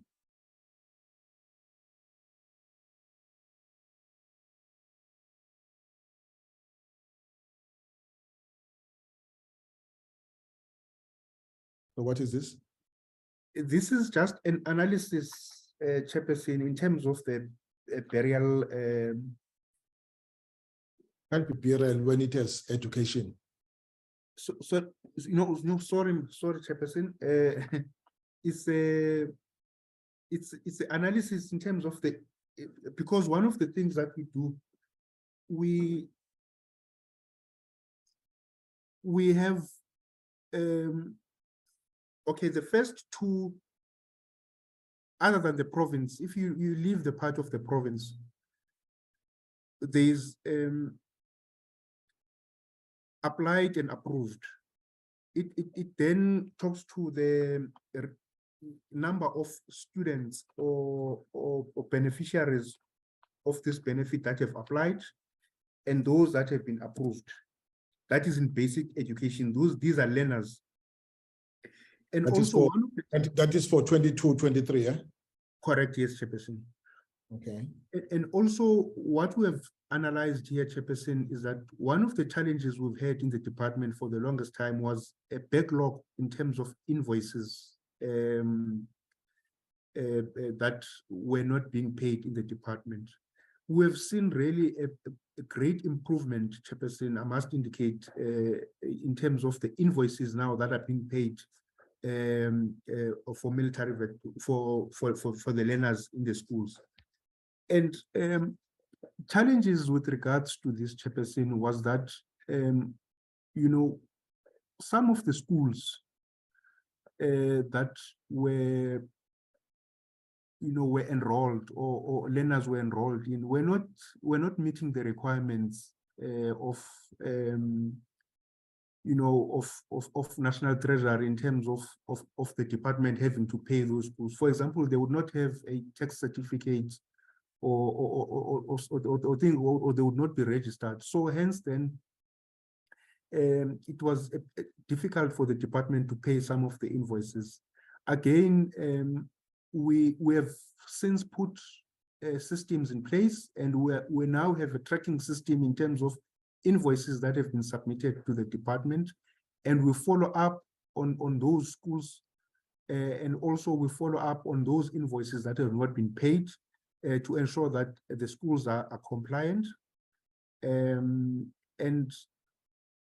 as we speak now, we have for 22-23 financial year have 666 invoices that have not been submitted to the department that are still outstanding. We, out of the 1,531 that we have received, we have paid 586 to the tune of 9.2 million. And we are in the process of paying the 859. I'm sure they are somewhere in the pipeline, either between the education unit and finance unit. So these are the stats in terms of then the analysis in terms of the work that is being done in the education unit. So basically for 2022-23 financial year, 2,263 applications were received and 2,193 were approved. And I'm sure those that were rejected, there are reasons, that can be advanced for those. Then when we move then to the business opportunities, this is a breakdown in terms of the provinces, like we've done with the other benefits, in terms of referrals for businesses of military veterans. Then And then when we move then, Chairperson, to the provisional financial performance, it's pre-audited financial performance for 2022-23, Chairperson. You would see that for benefits, an amount of 343 million was budgeted for, and the department spent an amount of 353, which is just over what was budgeted for. Here, Chairperson, what we have picked up, Chairperson, and as also has been raised by the AG, is that in the department, there seems to be a misalignment between planning and budgeting, planning and budgeting. Hence, you see, even in terms of performance and expenditure, there's also misalignment in the department. So we need then as a department to improve in terms of that. I know that the CFO has committed that during the adjustment period that we should fix this misalignment in terms of the issue that has been raised here. And these are just, I think the only benefit that we have not implemented at all is the pension benefit, where there was an amount of 36 million that was budgeted for in 2022-23.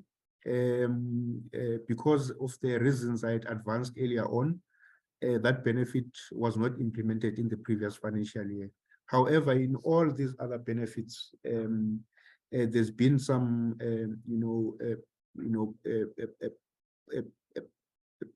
progress, and I've also highlighted in the housing support program the challenges there in terms of the slow progress in terms of delivering of houses. Hence, you see the budget there not being spent. Then this is now overall in terms of the department. The department has spent 92% of its budget. There's unspent budget, which was returned to Treasury of 54 million rands. These are just the economic classifications in terms of the areas in which then the budget, has been spent on. Then, Chairperson, these are just then graphical kind of presentations in different formats in terms of how then,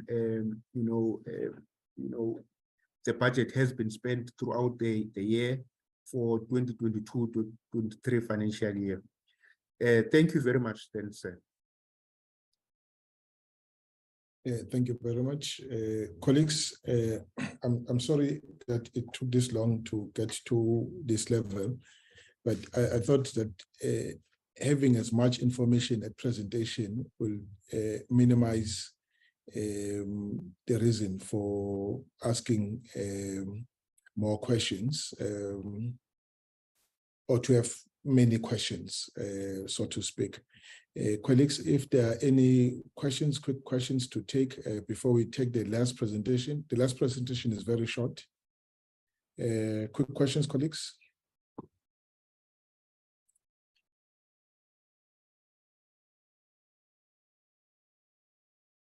I don't see the hands.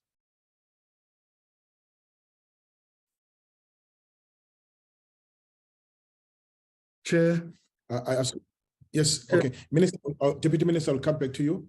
Let me just check if there are any questions. It does appear that colleagues are satisfied with the presentation so far. Tabo? Oh. Wait,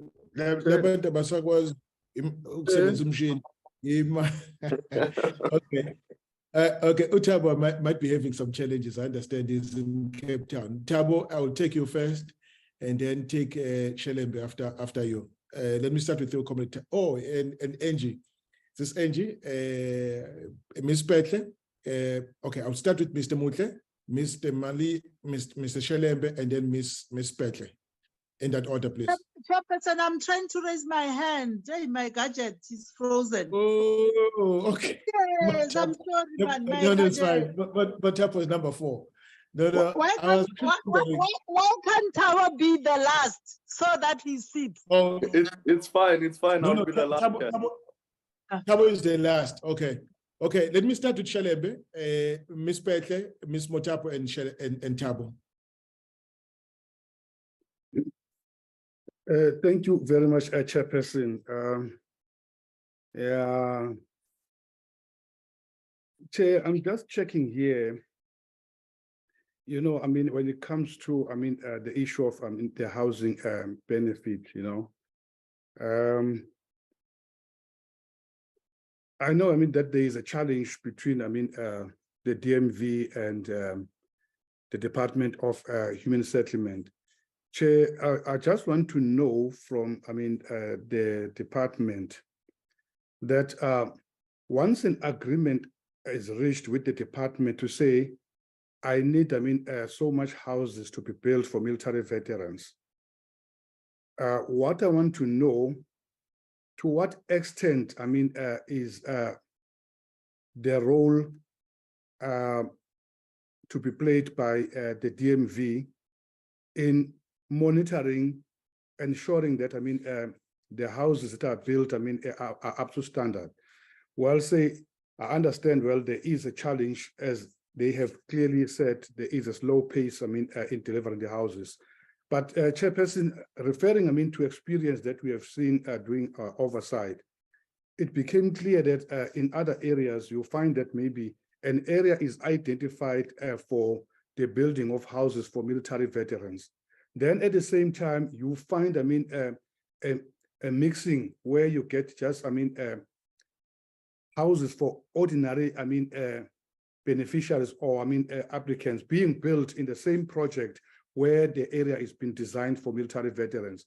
Now, I'm checking because, I mean, there are some instances where you'll find the military veterans are complaining about the quality of the houses. I want to know, because the department is the funder, is paying, I mean, towards the building of the house, that how far is their role in making sure that, I mean, their house is meeting the requirement, or they just, I mean, say, build a house and just pay and they disappear. If maybe they can tell me on that one. Another one, Chairperson, well, I think as we're going with the presentation, you were asking questions, I mean, that, I mean, sometimes we might be repeating what you have, I mean, asked Chairperson. No, you don't have to. You are not forced to repeat it, Mr. Sheleme. The reason was to get you as much information as possibly can. So when you have the information, please don't ask for it again. Okay, no, thanks. Chairperson, I'm checking here. When it comes to, I mean, that, I mean, say they only pay 188,000 rent towards the building of the house. If a person says got the bond, so they can't, I mean, assist in that situation. So let's say if a person is got the bond, is paying towards, but is entitled to get, I mean, their housing, is that person allowed to say, okay, because, I mean, you cannot, I mean, pay the settlement amount from a house, you built me, I mean, a new house worth 188,000.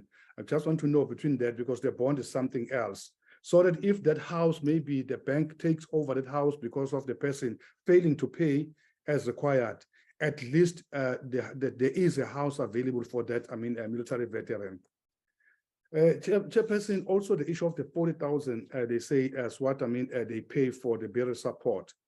So now they do not, I mean, look, because circumstances are not the same. You'll find maybe the person will have to collect the body from, say, is he staying here in KZN, but the body is in Cape Town.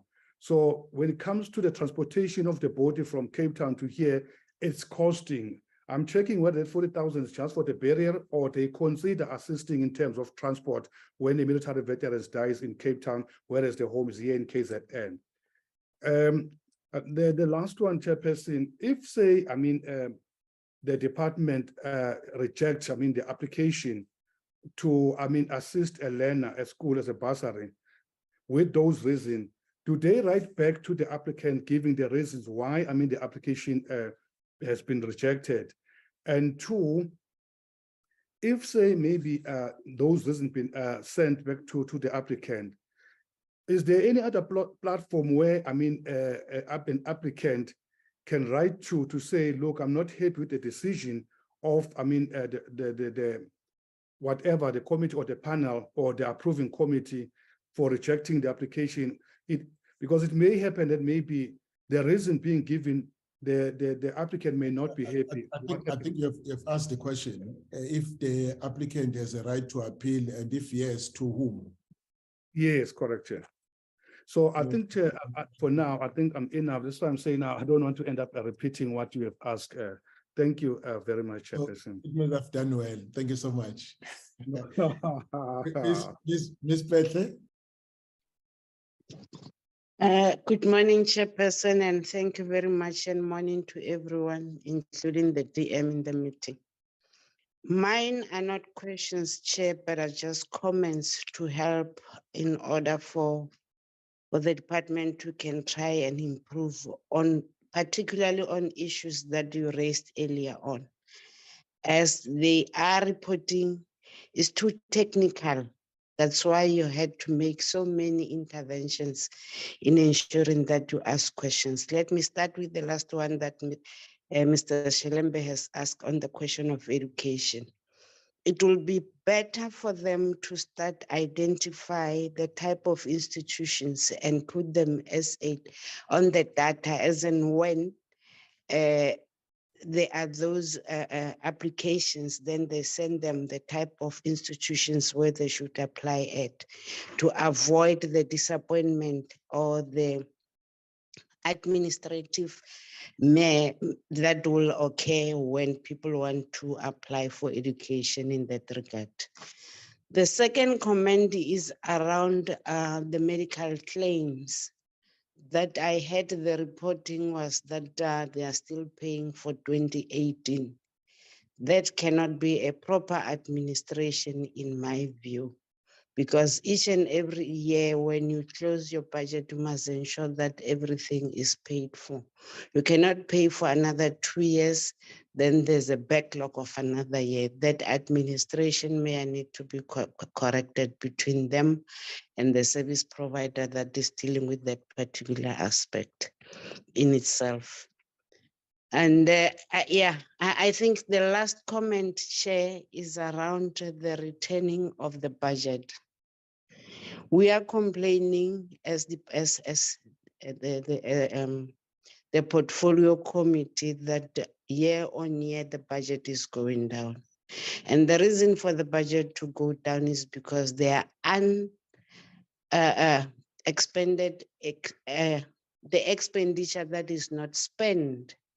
And I think the department need to pull up their socks beginning of every financial year, start to ensure that they share responsibility in ensuring that everyone is going to budget and make use of the budget that is spent for any other use, to avoid the returning of any funds back to the treasury, because the treasury, if you keep on returning the money, therefore, when you go and plead, does not see a need because you are having money that is not spent. Therefore, you deprive those who can spend money. It's not going to be used for you to be given whatever that you are requesting. So they need to pull up their socks in ensuring that each and every financial year, they rather have an over expenditure rather than to return. 54 million is too much in this department to can be returned. Thanks, Chair.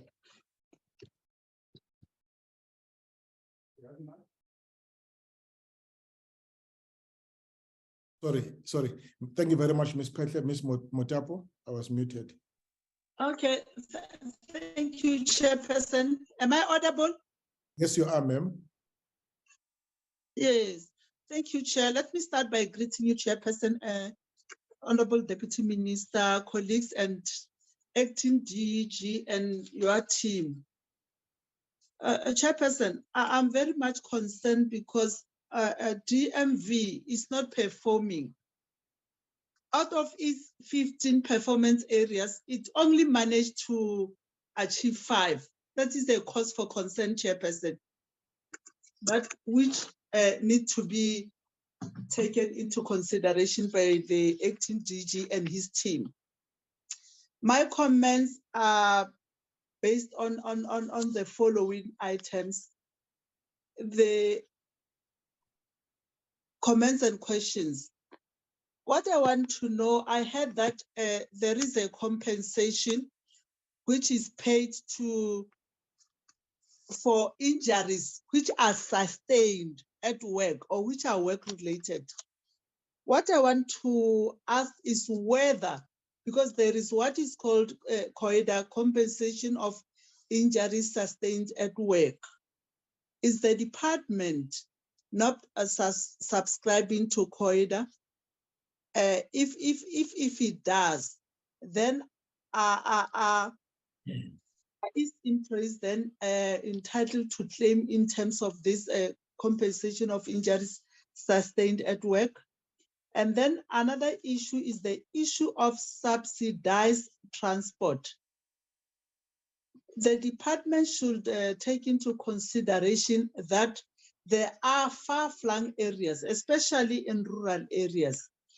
And then in their planning, they should also take into consideration that they did make mention of various modes of transport. So in their planning, let them also take into consideration of those far-flung areas, more especially in rural areas. And then on skills development program,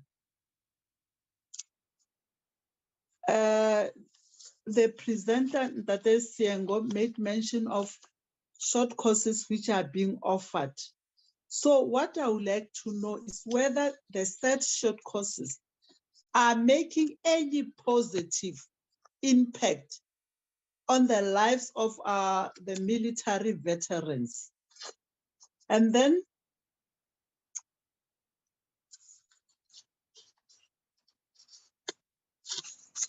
it's the third one.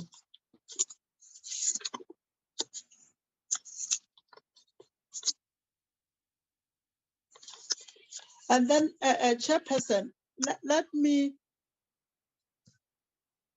hello, Chair. Yes, ma'am, I'm listening. Yes. Let me also commend the department on the health benefits. I can see here that they are doing, at least they are trying, although most of the benefits, they are not doing well. But what I would like to know in terms of this access to health benefits, are they also taking into consideration?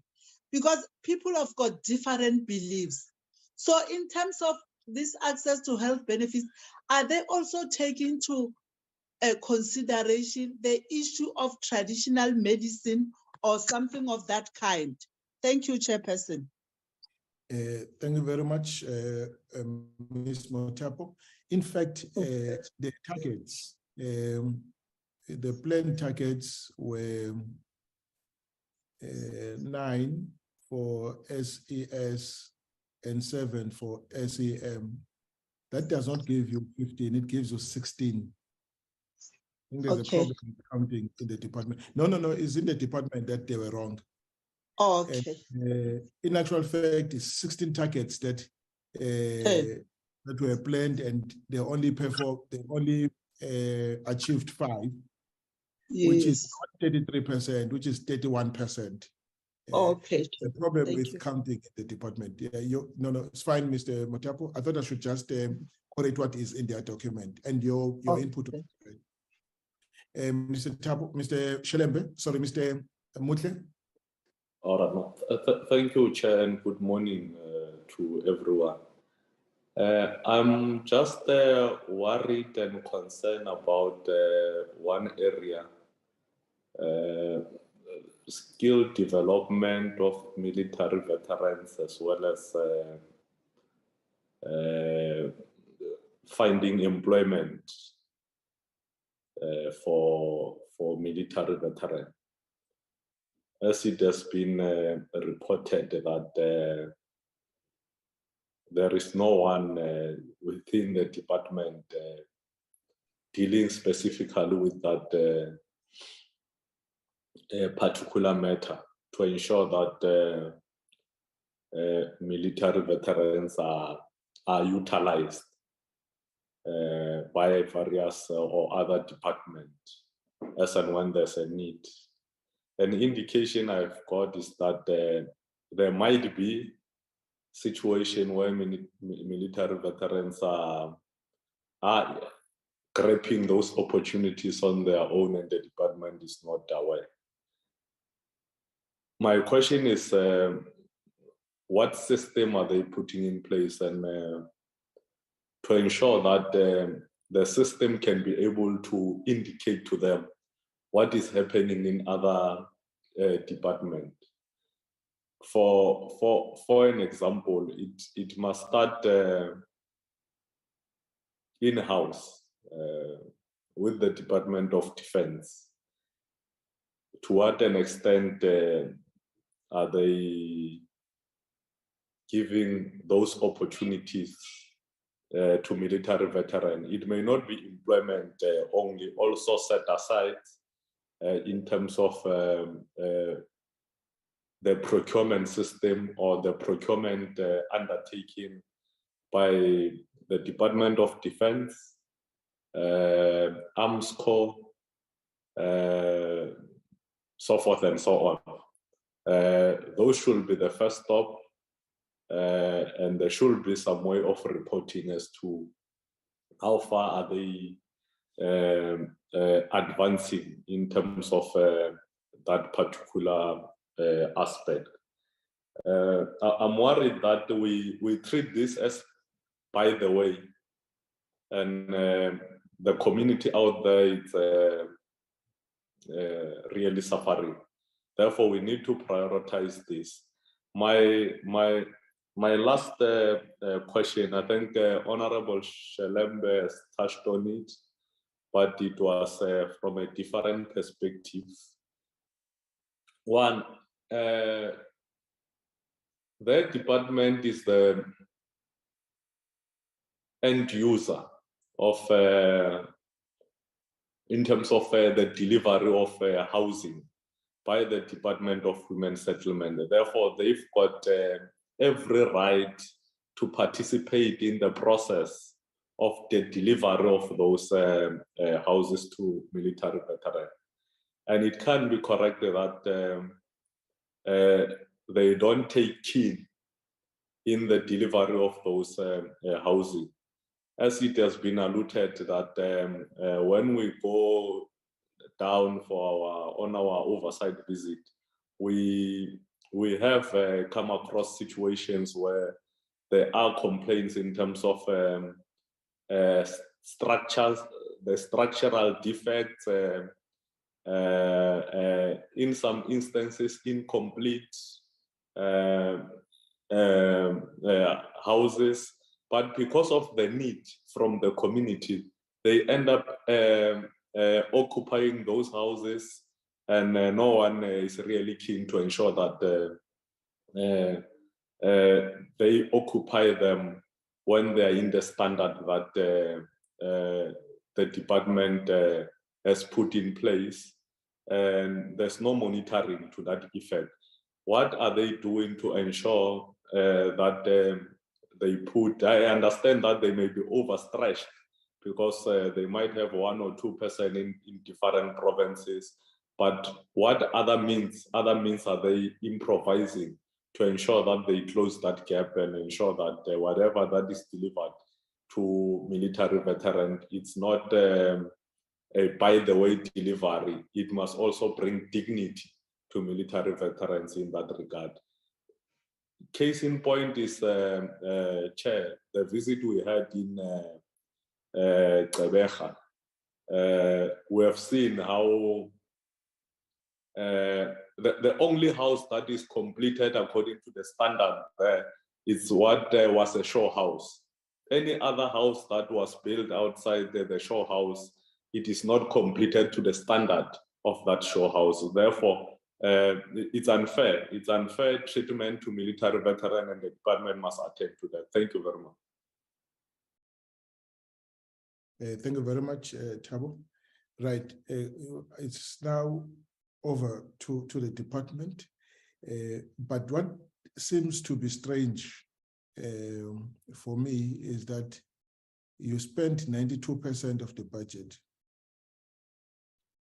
And I think the 8% that was not spent includes the 36 million rand that was meant for pension payout. And so the reasons have been given why that could not be spent. And but if you look at the actual performance against the budget spent, the 92%, is 32%. I mean, for example, the houses were supposed to be supposed to build 355 houses. You only achieved between 68 and 90. 68 is the figure output posted, but 90 it's a pre-audited, whatever that is, information. So let's take 90 out of 355. But the question is, where has that money gone to that was meant for houses? And because at least when you have spent, when you have not delivered, you've only delivered less than a third. And it means that the budget equivalent to the money that was equivalent to the houses that were targeted to be built but were not built should still be in the department as money that remains unspent. I'm just highlighting that as an example.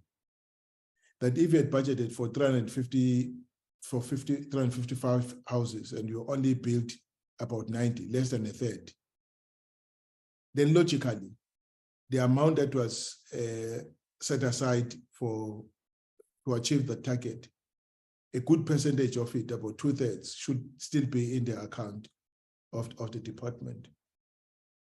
And the same goes with other what you call targets where you underachieved. But I just cannot understand why the budget was spent close to 100% when your achievement is less than 35%.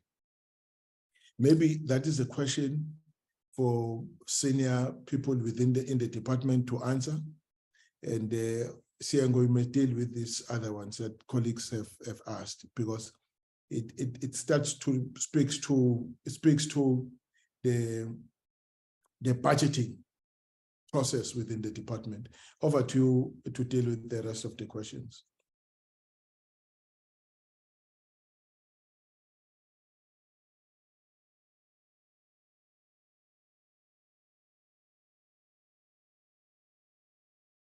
Thank you, Chairperson.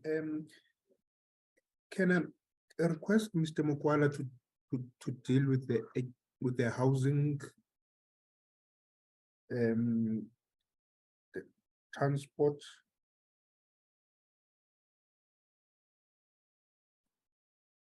Thanks, Chair. Thanks, Mr. Siango.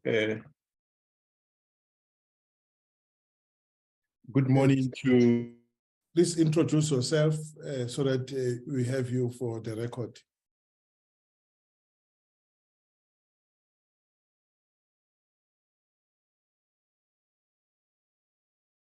Hello?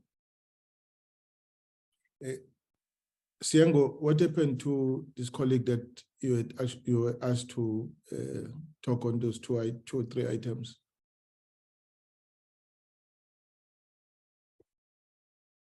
I think Siango has disappeared. He has also disappeared.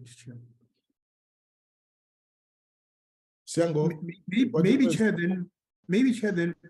maybe it's just a network problem. Can we request Ms. Tukuta to deal with the education questions, Chair? Thank you. Tukuta. Good afternoon, Chairperson. Good afternoon, colleagues and members of Parliament. My name is Phumeza Tsuguta and I'm responsible for education. The question Honorable Shelembe raised was whether the department Sorry, can you set your video on? Unless there's a problem, there's a problem with the network. I was talking, but I don't know. Colleagues. Tsuguta, can you set your video on and then speak? Okay. The question Mr. Shelembe raised was whether the department writes back to the, I'm not sure if it's on. Okay, it's on. It's on. Whether the department writes back to people who we've actually declined. We do write back. We send them emails, we send them letters that are signed. And in the letter, we then give two email addresses for appeals. We've got two appeal processes. There's an appeal that is done externally by the appeals board. And then there's an appeal that we do internally, which the Director General has to look at it and then advise whether the panel that had declined actually did something wrong. We have a number of reasons why we are actually declining. High up at the basic education level is we've got children who are actually grandchildren. We've got some who are foster children. And then we've got some children who are applying who are actually of military veterans who are not yet registered on the database. So we decline on those bases.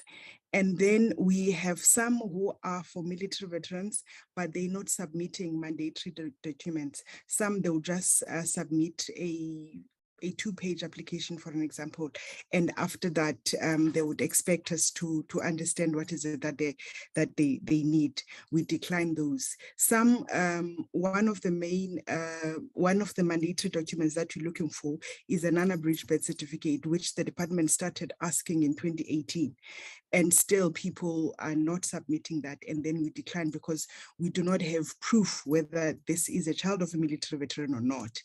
And then we have some military veterans who would then either submit in lieu of an unabridged birth certificate, they would submit a maintenance order if the military veteran is deceased, or they would submit a magistrate,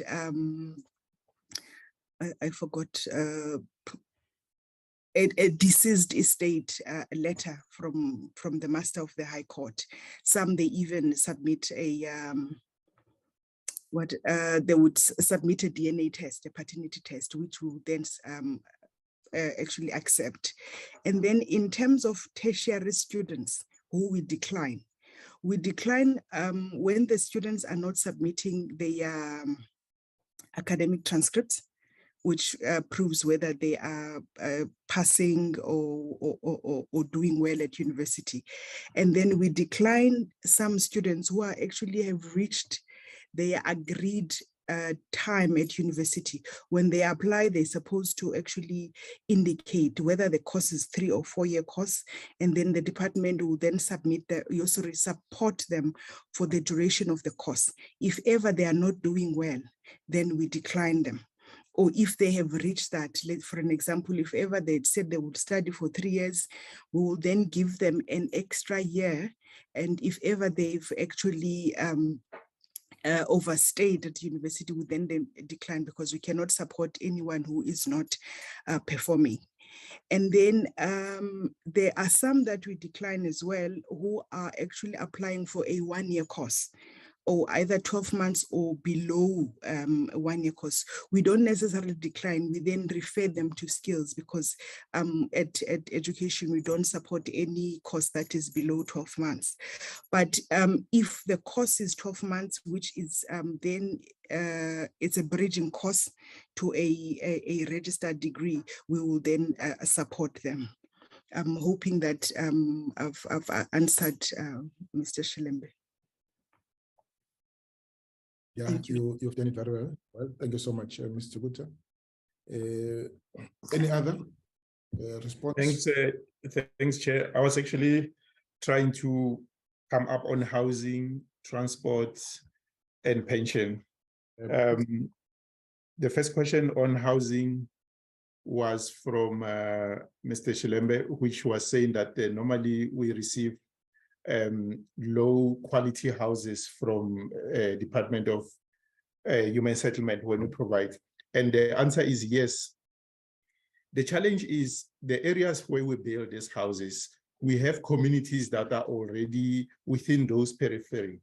We see an element of anarchy within the community itself, where these properties are occupied by certain political affiliated groups. Of course, we know that within our people, we will say that they really need a shelter, but we're seeing a lot of that recurrings.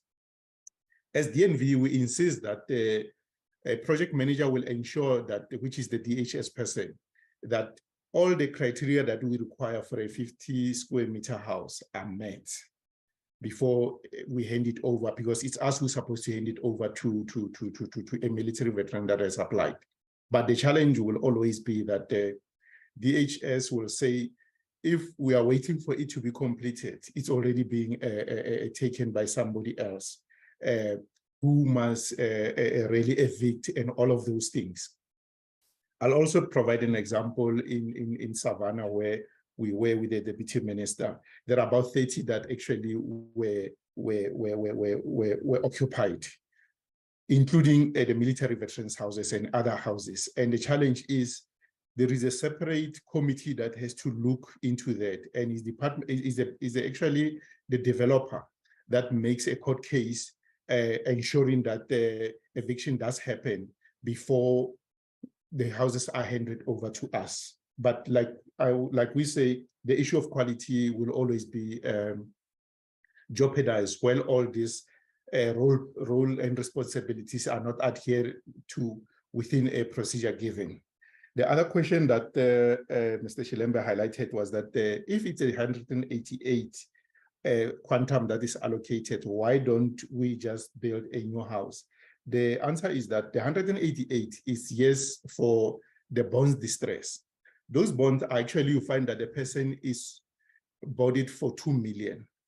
It's just that he's remaining with this smaller amount that we have to upset so that he get. And there are also other challenges in there. He doesn't only owe the bond, he also owes the rates, most of the military veterans. You find that he owns the municipality there. Even if we upset their house, reselling that house, it becomes a challenge for a military veteran per se. I also want to bring the issue of building a house.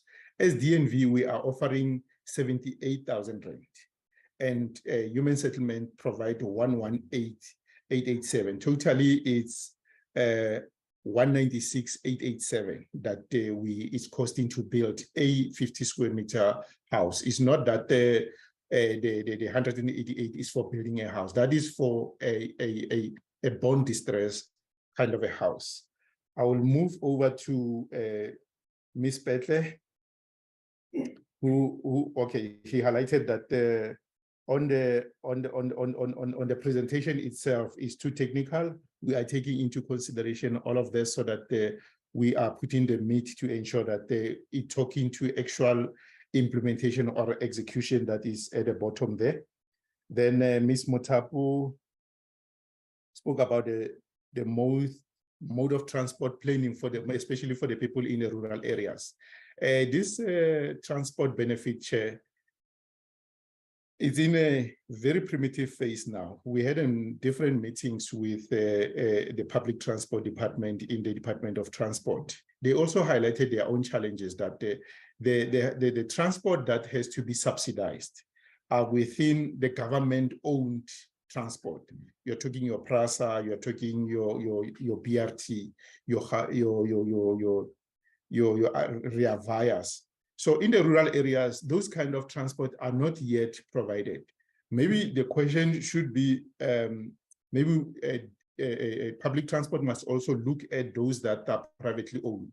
But the challenge of it, will be that how do you really track that payment so that you can subsidize? Because you need a proper system in place that is integrated to ensure that as a military veteran uses this mode, you can be able to track it and can be able to subsidize it. If that system is not in place, you are also bringing a lot of inconsistency and corruption in the process. But with the talk with the Department of Transport, they were saying that they are in a process of structuring this end-to-end view.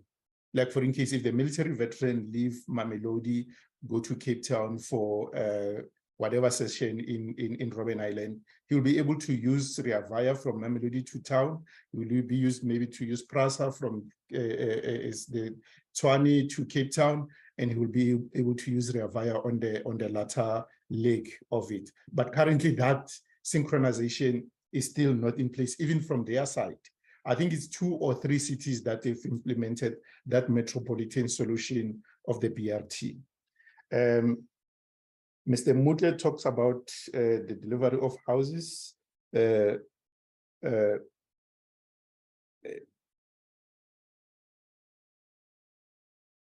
Yeah, he also repeated the issue of the structural defect on the houses that they visited recently in Quebeca. The challenges on those ones is the construction itself. Like I highlighted the issue of anarchy and all of that, but the contractors themselves as well. I don't know, they take a big number to try to build, maybe they want to cash in, but you find that they themselves don't have capacity. Who monitors them in that? It's Housing Development Agency. We had a meeting with them in Senten the other day to say, please, let's strengthen that part, because it's them that have to ensure that within the supply chain, we have a credible contractor who is be able to have capacity to deliver that is happening. So as DNV, we are monitoring that to ensure that the role players within the supply chains are really providing what we must have, which is a long journey to come. The last question is the issue of budget from you, Chair.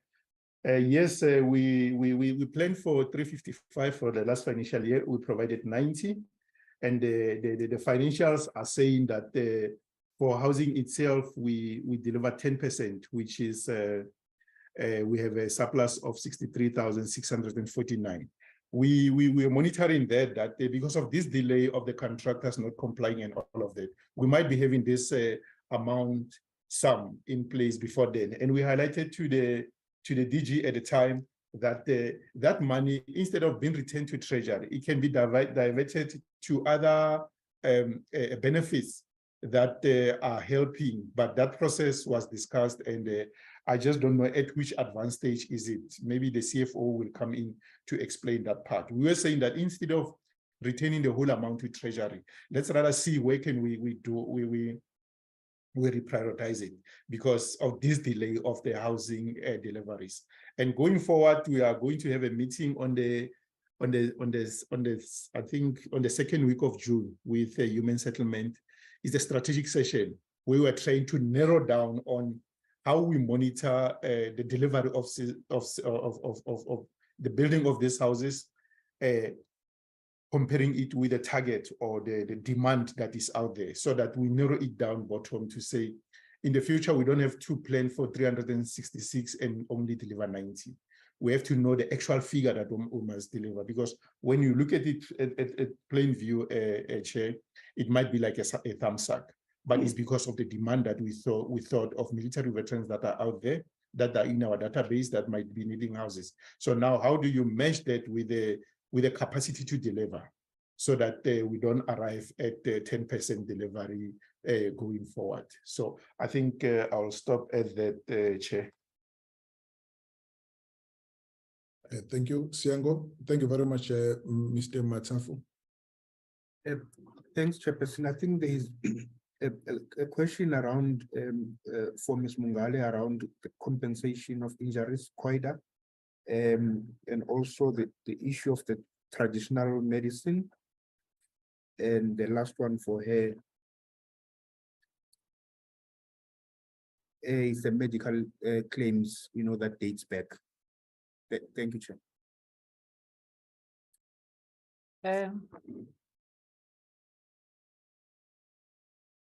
Thanks, Chairperson. I'll start with the medical claims that are dating back. Chairperson, we are having discussions with SAMS, and as you may all know that the SAMS has published that the Department of Military Veterans is owing them a lot of debt.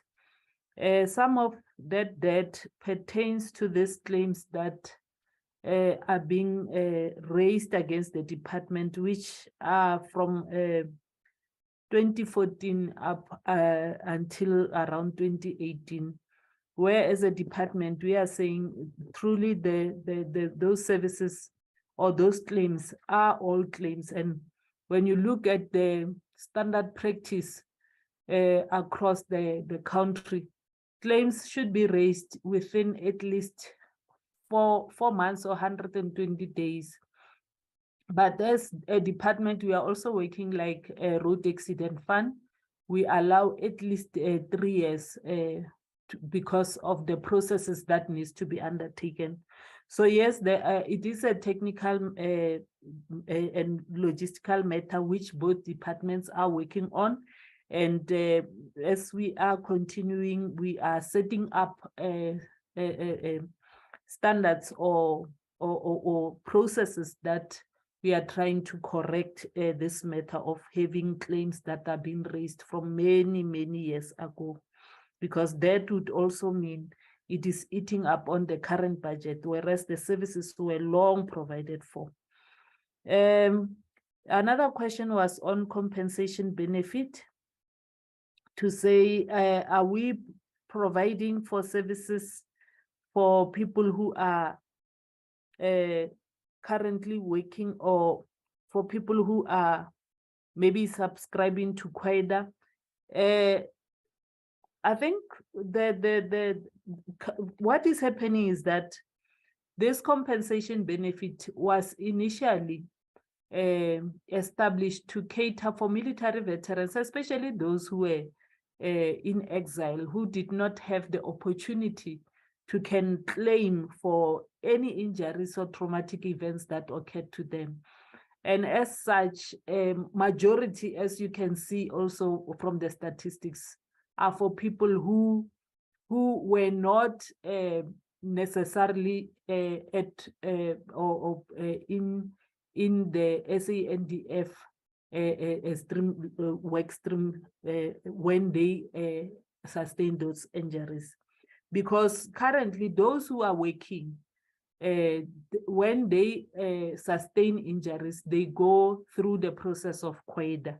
But with DMV, we are looking at those military veterans who never had the opportunity to can claim through the processes of QUADA, or even at the Government Pension Administration Agency through the Military Pension Act. When you look at our regulations, they are clear to say, before we can even do any assessment, we check first whether this person has not accessed the service with any other supplier, or we are under any legislation that is similar to the compensation benefit. So yes, we are mainly for military veterans who truly did not have the opportunity to can access through those other legislation, especially those who were in exile. And yes, there are those that were in SADF, who are SADF or SANDF members who sustained injuries, but there are a few categories of those who are able to can benefit in DMV, because at defense, they would not have qualified to can even go through the QUADA or military pension processes. And then the other question was a policy matter for healthcare, whether we are considering other alternative medicines like your traditional issues of both acupuncture and herbs. As I've indicated, it is mostly a policy matter, and currently we are utilizing the standard practice that all medical providers are providing for. It's mostly Western medicine, but for military veterans, as I said, it's a policy matter. I think it can be looked at or entertained, but for now, it is not yet one of the services that we are currently providing for. Thank you, Chairperson. Thank you. Thank you very much. Siango, Chair, the last two questions. Yes. The last two speakers, then Chair, it's Mr. Zungwana, who must deal with the issue of the impact of the short courses on the lives of military veterans, and also on the issue of the burial support, and then the CFO to deal with the issue of the budgeting process, Chairperson. Okay, thank you.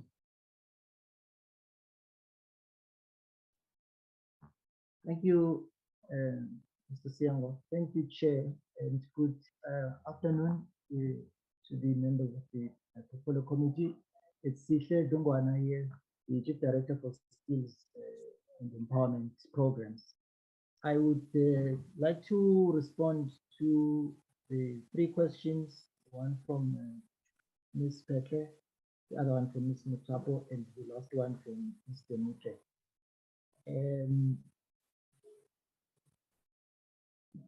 Just before I delve into the questions, Chair, I think it's fair that I just explain the impact of the long suspensions that some of the senior managers had. The suspension left a lot of staff leaderless, and that impacted a lot on the performance, particularly of skills and empowerment programs. So I thought that must just be acknowledged, to such an extent that Chair, even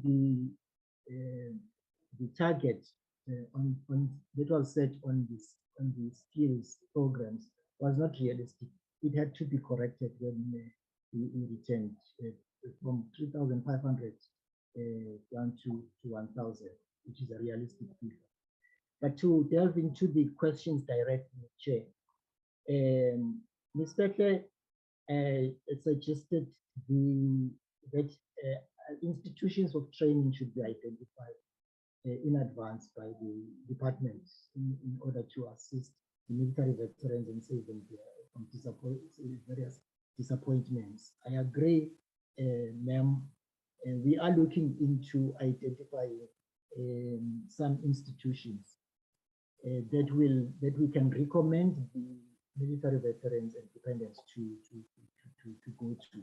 But in some instances, it is not practical to kind of recommend institutions, because some veterans are coming from areas where those particular institutions may be the only places where they can go for training. So we have to be a little bit flexible in addressing the matter of approved service providers, so to speak, for training. The other matter that I think, Chair, we would like to acknowledge, and this is now in response to the question from Ms. Mutape on short courses and their impact on military veterans. I think it is at this point really not easy for us to measure the impact of training. For one, our monitoring and evaluation functions are not enabling us to go out there and measure that impact. But what we are wanting to do and planning to do from now on is to actually link training to workplaces as much as possible. We are currently talking with NHBRC, with PRASA, and other institutions Mr. Mutle mentioned the defense industry, arms corps, and the Department of Defense itself.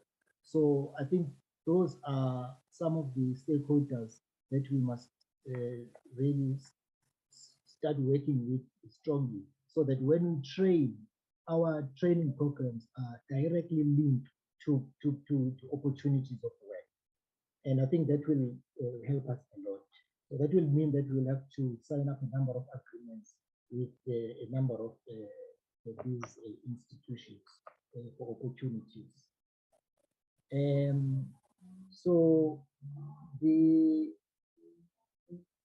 so I think that is really in the main that I think in planning forward that we need to do. I think, Chair, also we also must be mindful that we are very scarce on manpower capacity. If I can give you an example, for example, on the skills side, we have a director who reports to me. We have two other personnel who work with the entire skills. So basically only 3 people. So it challenges us a lot. Same as with the on the business side. We are very, very thin on resources, and it's something that we also need to work very, very hard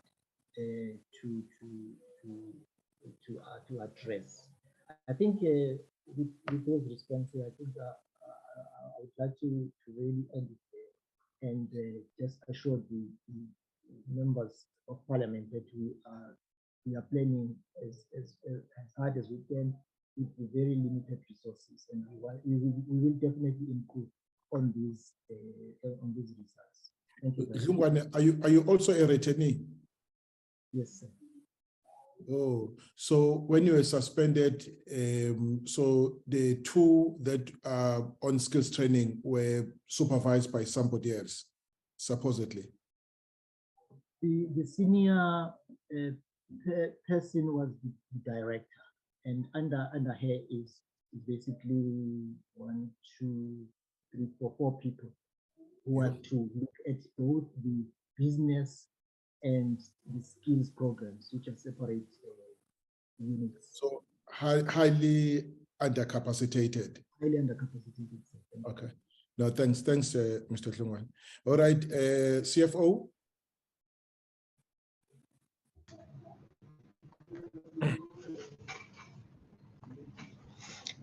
Good afternoon, Chair. Good afternoon, DM. Good afternoon, honorable members and colleagues. Can I check, Chair, am I audible? Yes, you're audible. Oh, thank you so much. I would like to just talk from the high level, Chair, at this stage, because it's the exercises that we are undertaking as part of the returnees from long suspension, Chair. But what I would like Mr. Sienge is to zoom into those financial slides, Chair, so that I can demonstrate while I'm explaining to PCD, Chair, with your permission. Okay, granted. Mr. If you can zoom into those financial performance slides, please.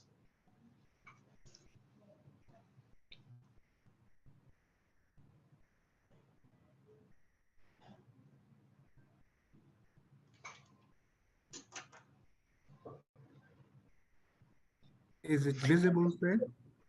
It's visible. You can go to the slide that talks about total DMV performance, the one with blue colors for starters. This one, thank you so much. Chair, honorable members, as you can see as per this slide, if we look at the first quadrant, which talks about the financial performance per program level, you will note that although we're reporting an overall underspend of 54.4 million, you will realize that there is an item there which is empowerment and stakeholder management with an overall indicative overspend of 3.2 million. And that actually in terms of PMFA, That was a potential unauthorized expenditure, Chair and honorable members. But however, because the department has an overall under expenditure, we will then do what we call environment from program 2 into program 3 to offset that unauthorized expenditure. Then if you look at the below quadrant, which is economic classification, you will see a red font against economic classification called goods and services, Chair and honorable members, where we have overspent under that economic classification by 22.8 million. All other economic classes were underspent, but you will note under transfers and subsidies, an overall underspend of 62 million, which is 61.893. So basically transfers and subsidies is where majority of the military veterans benefits are paid, Chair and honorable members.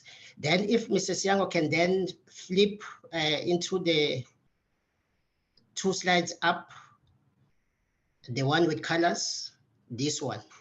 So basically, Chair, I would like us to just concentrate on this particular slide for the ease of understanding. The first quadrant is all socio-economic support services, which was also inclusive of education support as per the 22-23, though in the 23-24, it has since been moved or transferred under program 3, which is ESM branch.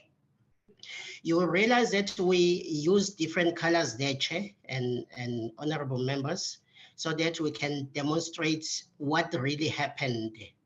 So where you see a red font or color or shading, it means that we would have overspent on the budget allocated against that particular benefit. E.g., you've got compensation for injuries, where we had spent above budget by 1.6 million. I will talk to the overspent benefits at the moment, Chair. Education supports, where a budget was 95 million, we spent 126 million. Healthcare support, as Ms. Mongalo has indicated earlier, we had pushed to reduce the debt that we had with SAMS through DOD, where we had overspent by 44.7 million. So that is the biggest areas where the money has gone to under program 2.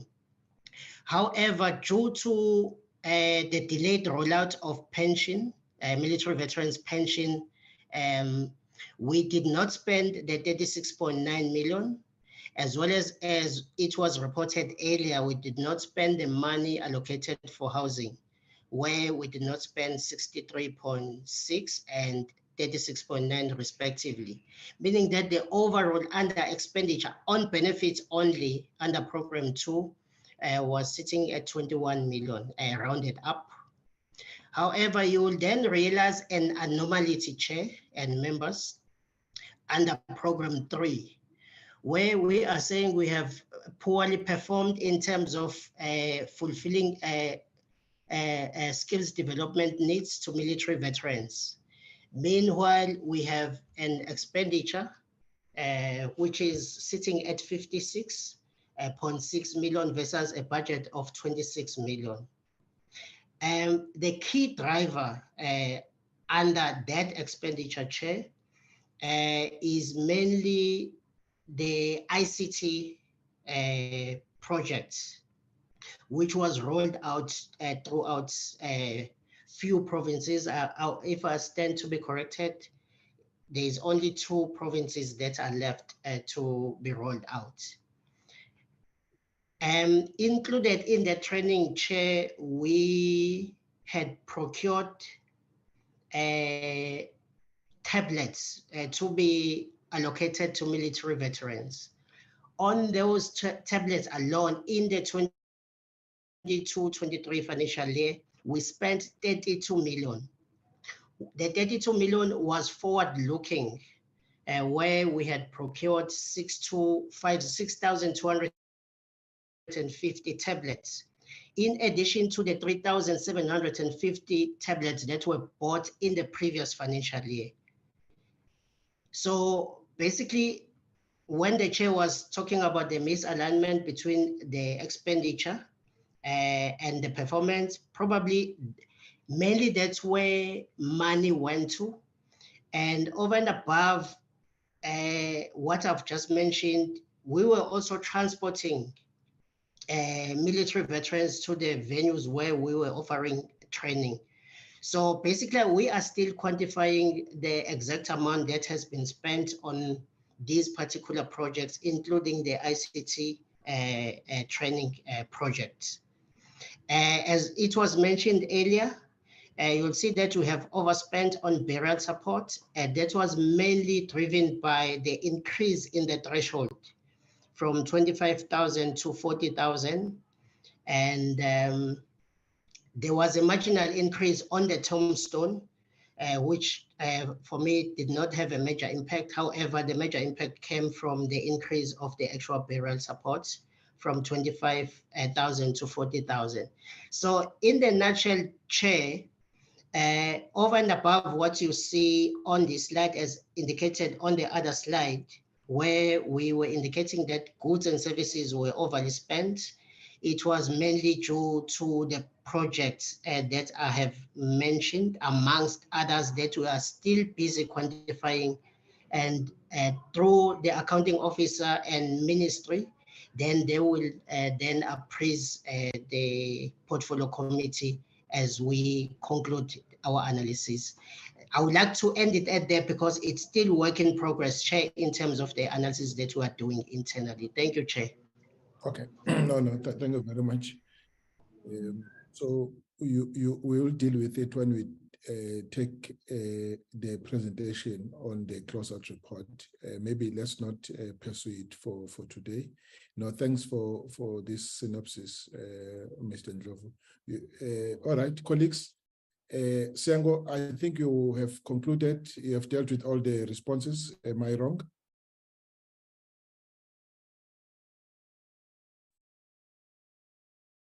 Siango?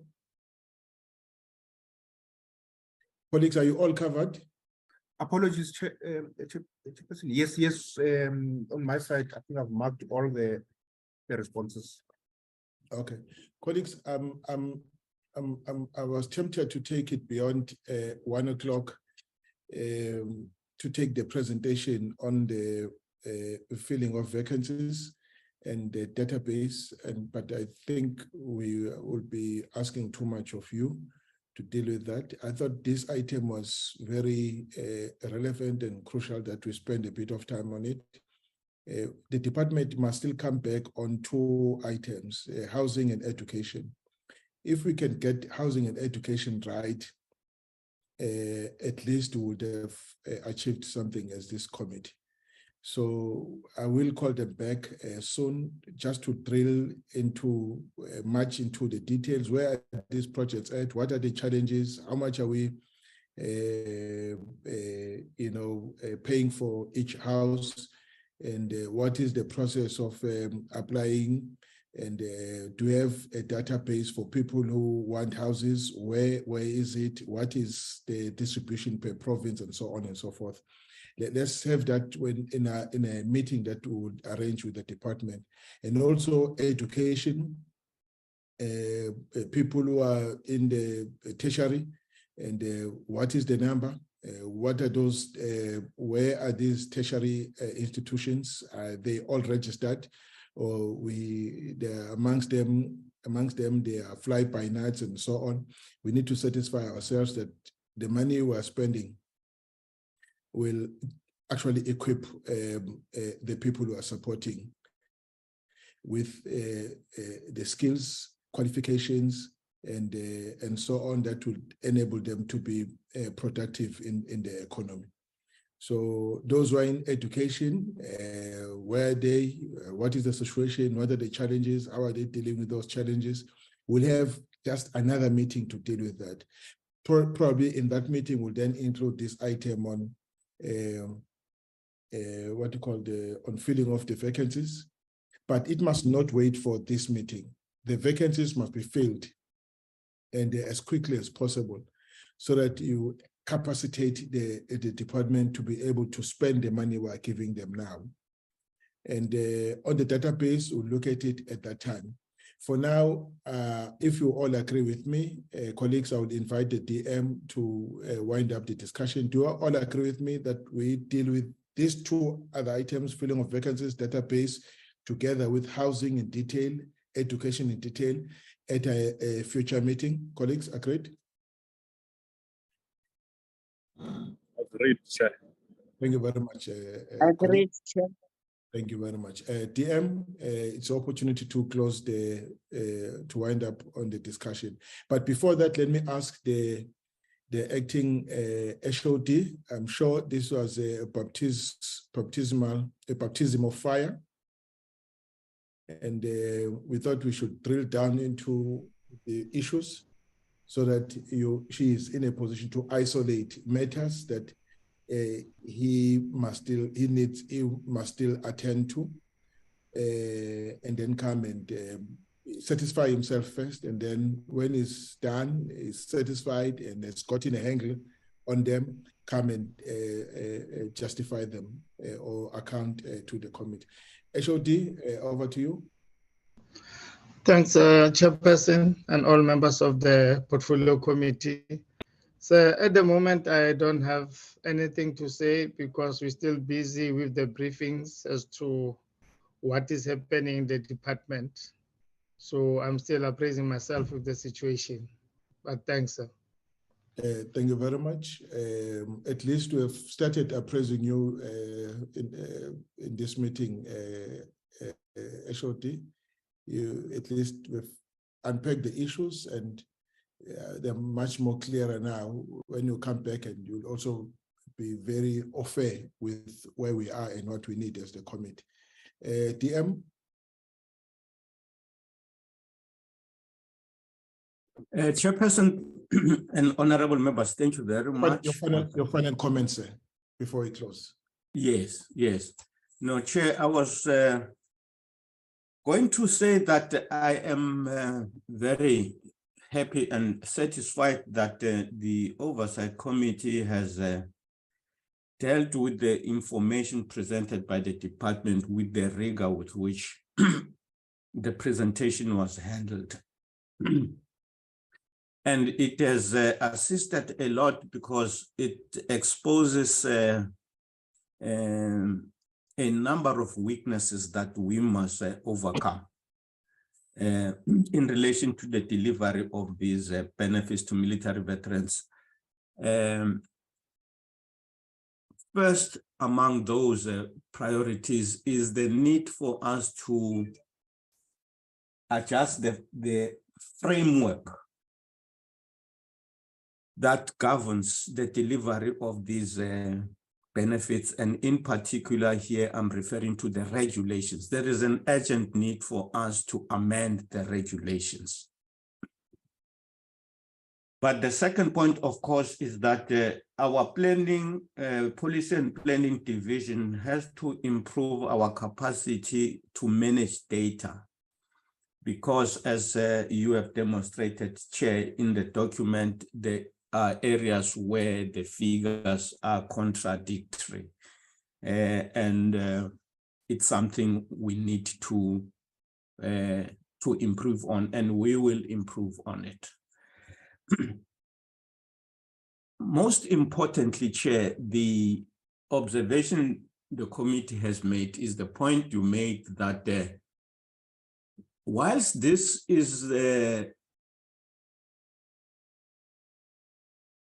1 year where underspending by the department has actually been improved, it is a year in which, as the information indicates, performance was at its lowest. At 92% of the budget spend, this is possibly the highest spending the department has been able to achieve in in any one of the years that it has been receiving a budget for benefits. But as far as performance, the graph is going the other way. We've got to, as the CFO was saying, we've got to address that problem. We must manage the resources of the department properly and diligently. The other matter at a high level, Chair, in the absence of time, is what is evident from slide 14 to slide 20. When members have time at their own space, their own space, they can look at those slides again. What the slides demonstrates to me, Chair and honorable members, is that there is a policy tension that the DMV must be alive to, which is that we are gradually, in an unguided way, flying away from the mandate and mission of the department. You see, on slide 14, they are talking, there's information about housing delivery. And when you look at who has received those houses by categories, it says 53 is non-statutory forces and 37 in statutory forces. And that's 37, when you break it down, you are going to find that there is, among recipients, members of the South African National Defence Force. Let alone the controversy that arises when the department starts housing former military veterans of former statutory forces, who, like all other civil servants at the time, prior to 1994, were gainfully employed, and their remuneration policies would have taken into account this particular need that those workers had to be housed. And it's going to be very difficult for us to want to retrospectively correct the wrongs of the South African state under the National Party in the way that we are doing, which is partial. Because if it is a position that government takes that we must build houses for those military veterans, then the same must go for the teachers who have worked for their entire lives for the state and who are still without houses, the police, the nurses, and so on. So this is, for me, what is worrying me about the trend that is emerging. You can go also to healthcare benefits on slide 18. We have 375 military veterans who have received healthcare. Of those ones, 220 is former SADF members, and 17 of them is SANDF members. And already you would have picked it up from the comments made by the managers themselves that the access to health care by SANDF members today, whose health services are the responsibility of the department, the Division of Human Resources within the Department of Defense, creates a contradiction, because the mandate of the Department of Military Veterans, when this policy to say it must look after military veterans' health needs, did not include this military recipients who are getting services from DMV today, including those who are in the Defense Force today, deliberately avoiding to take up the policy provision as it is stipulated there in the HR of DOD, but save monies for themselves and go to the Department of Military Veterans for health services.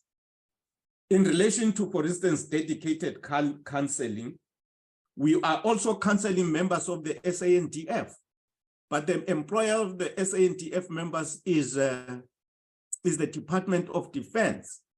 If there is, and I would imagine there is a validity to that, our employees in the Department of Defense need access to counseling, it cannot be the responsibility of the Department of Military Veterans. So these are deviations from policy, honorable members, that I feel the delivery of these benefits calls us to review the thrust of the department's intervention and the resources that Treasury is releasing to the department against where they are used and what they are prioritizing those resources. I thought I should raise that point. And it is important that when we discuss these benefits next time, as you are proposing, Chair, we must seek in the same vein to get information about, in relation to burials, in relation to skills development, in relation to all other areas, who are actually the recipients according to the two categories that I have profiled. That makes us to be at tangent with the letter and spirit of the of the Military Veterans Act of 2011. But I am happy that we have pushed the department's officials to share as much as they were able to share. I can speak to almost all of the areas of the benefits, just in relation to what the challenges are. And some of these challenges, Chair, they have not been sufficiently put to the oversight for the oversight to appreciate them. For instance, just an example in relation to compensation. That compensation is the reason why it has moved at the rate at which we've been moving. It is because access to doctors who are evaluating the incapacities of these applicants is only there for a limited time in a year. I think it's 2 months in a year, where these military veterans can go to one meal and be assessed. And it means that in a year, we lose the greater part of the year not moving as far as that benefit is concerned. And we have talked about those challenges, how we must address them. But I'm happy that the oversight has been very rigorous about its inquiry today. Thank you very much. No, thank you very much, ATM. And that when we meet, it will assist to receive a briefing that you have been able to close the gaps that we've identified today. Some of them you've just spoken to, or you've mentioned them, DM, so that we are not where we are today. We've moved forward, and the money is spent correctly in the needs that have been identified by the department. Because throwing money after dumping money in education or dumping money in health or whatever, I'm not saying it's dumping money, but spending more than you have budgeted for simply because you want to balance up the books, it doesn't assist the department. Would appreciate to have a department that strikes a balance in the distribution of the benefits, the different benefits to the members. Because what's the point of receiving healthcare when you don't have a roof over your head? You know, you are still going to stay in the streets. so it means that there's an imbalance at that level. And so we need to deal with that. The issue of pension, I'm happy is being attended to. That one too, we need to see taking it up, the department increasing the rate of take-up, so that that too also helps in striking that reasonable balance between all these other services and pension, where a person is able to afford the things that we are not providing as a service from the allocation that or the pension that we are giving him or her. So that balance is necessary. We may not give them everything, but if we give them some money, they can then afford the things they need to survive in life. So that reasonable balance. So that you increased, you overspend on one benefit and underspend on another doesn't tell us that there is a department that is dealing with the issues facing military veterans holistically and in a manner that protects them from vulnerability. So I'm happy we have pointed it out. The acting HOD is in the meeting. Acting HOD, this department requires a very strong Director General. And if you are not as strong as it requires, you will crack in front of us. So what we have done today was to expose everything to you, lay them bare, identify the gaps so that you can go away, assist the DM in dealing with them. One of the major thing that you need, one of the key decisions that you need to take is filling of those vacancies. I think the DM has admitted that it's an area that we need to focus on. Fill them quickly, ensure that there's capacity to deliver. Because if there's no capacity, there will be underspend, there will be under expenditure on the areas where the capacity is lacking. So again, you need that balance between capacity to deliver and the budget that we have actually allocated against the department's plans. So if there's no balance between the two, you'll have the plan, you'll have the budget, but you'll not, if you don't have the capacity, you're not going to deliver on the plan and you'll underspend on the budget. So that's the balance that we need to strike. Colleagues, with that, I don't think there's anything very urgent that you want to put on the table. And Brian, we're deferring the minutes, and the APP is not ready, and so we can tackle it at the next meeting. Colleagues, are you happy that we end the meeting on this note? We are happy, Chair. We find, Chair. Thank you very much, colleagues. DM and HOD, thank you very much. I think we have had a better engagement.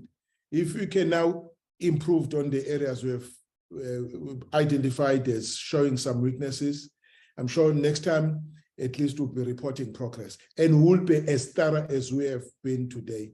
DM and the team, thank you very much. Until we meet again. Colleagues, we'll meet in the house. Thanks. Thank you, Chair. Thank you.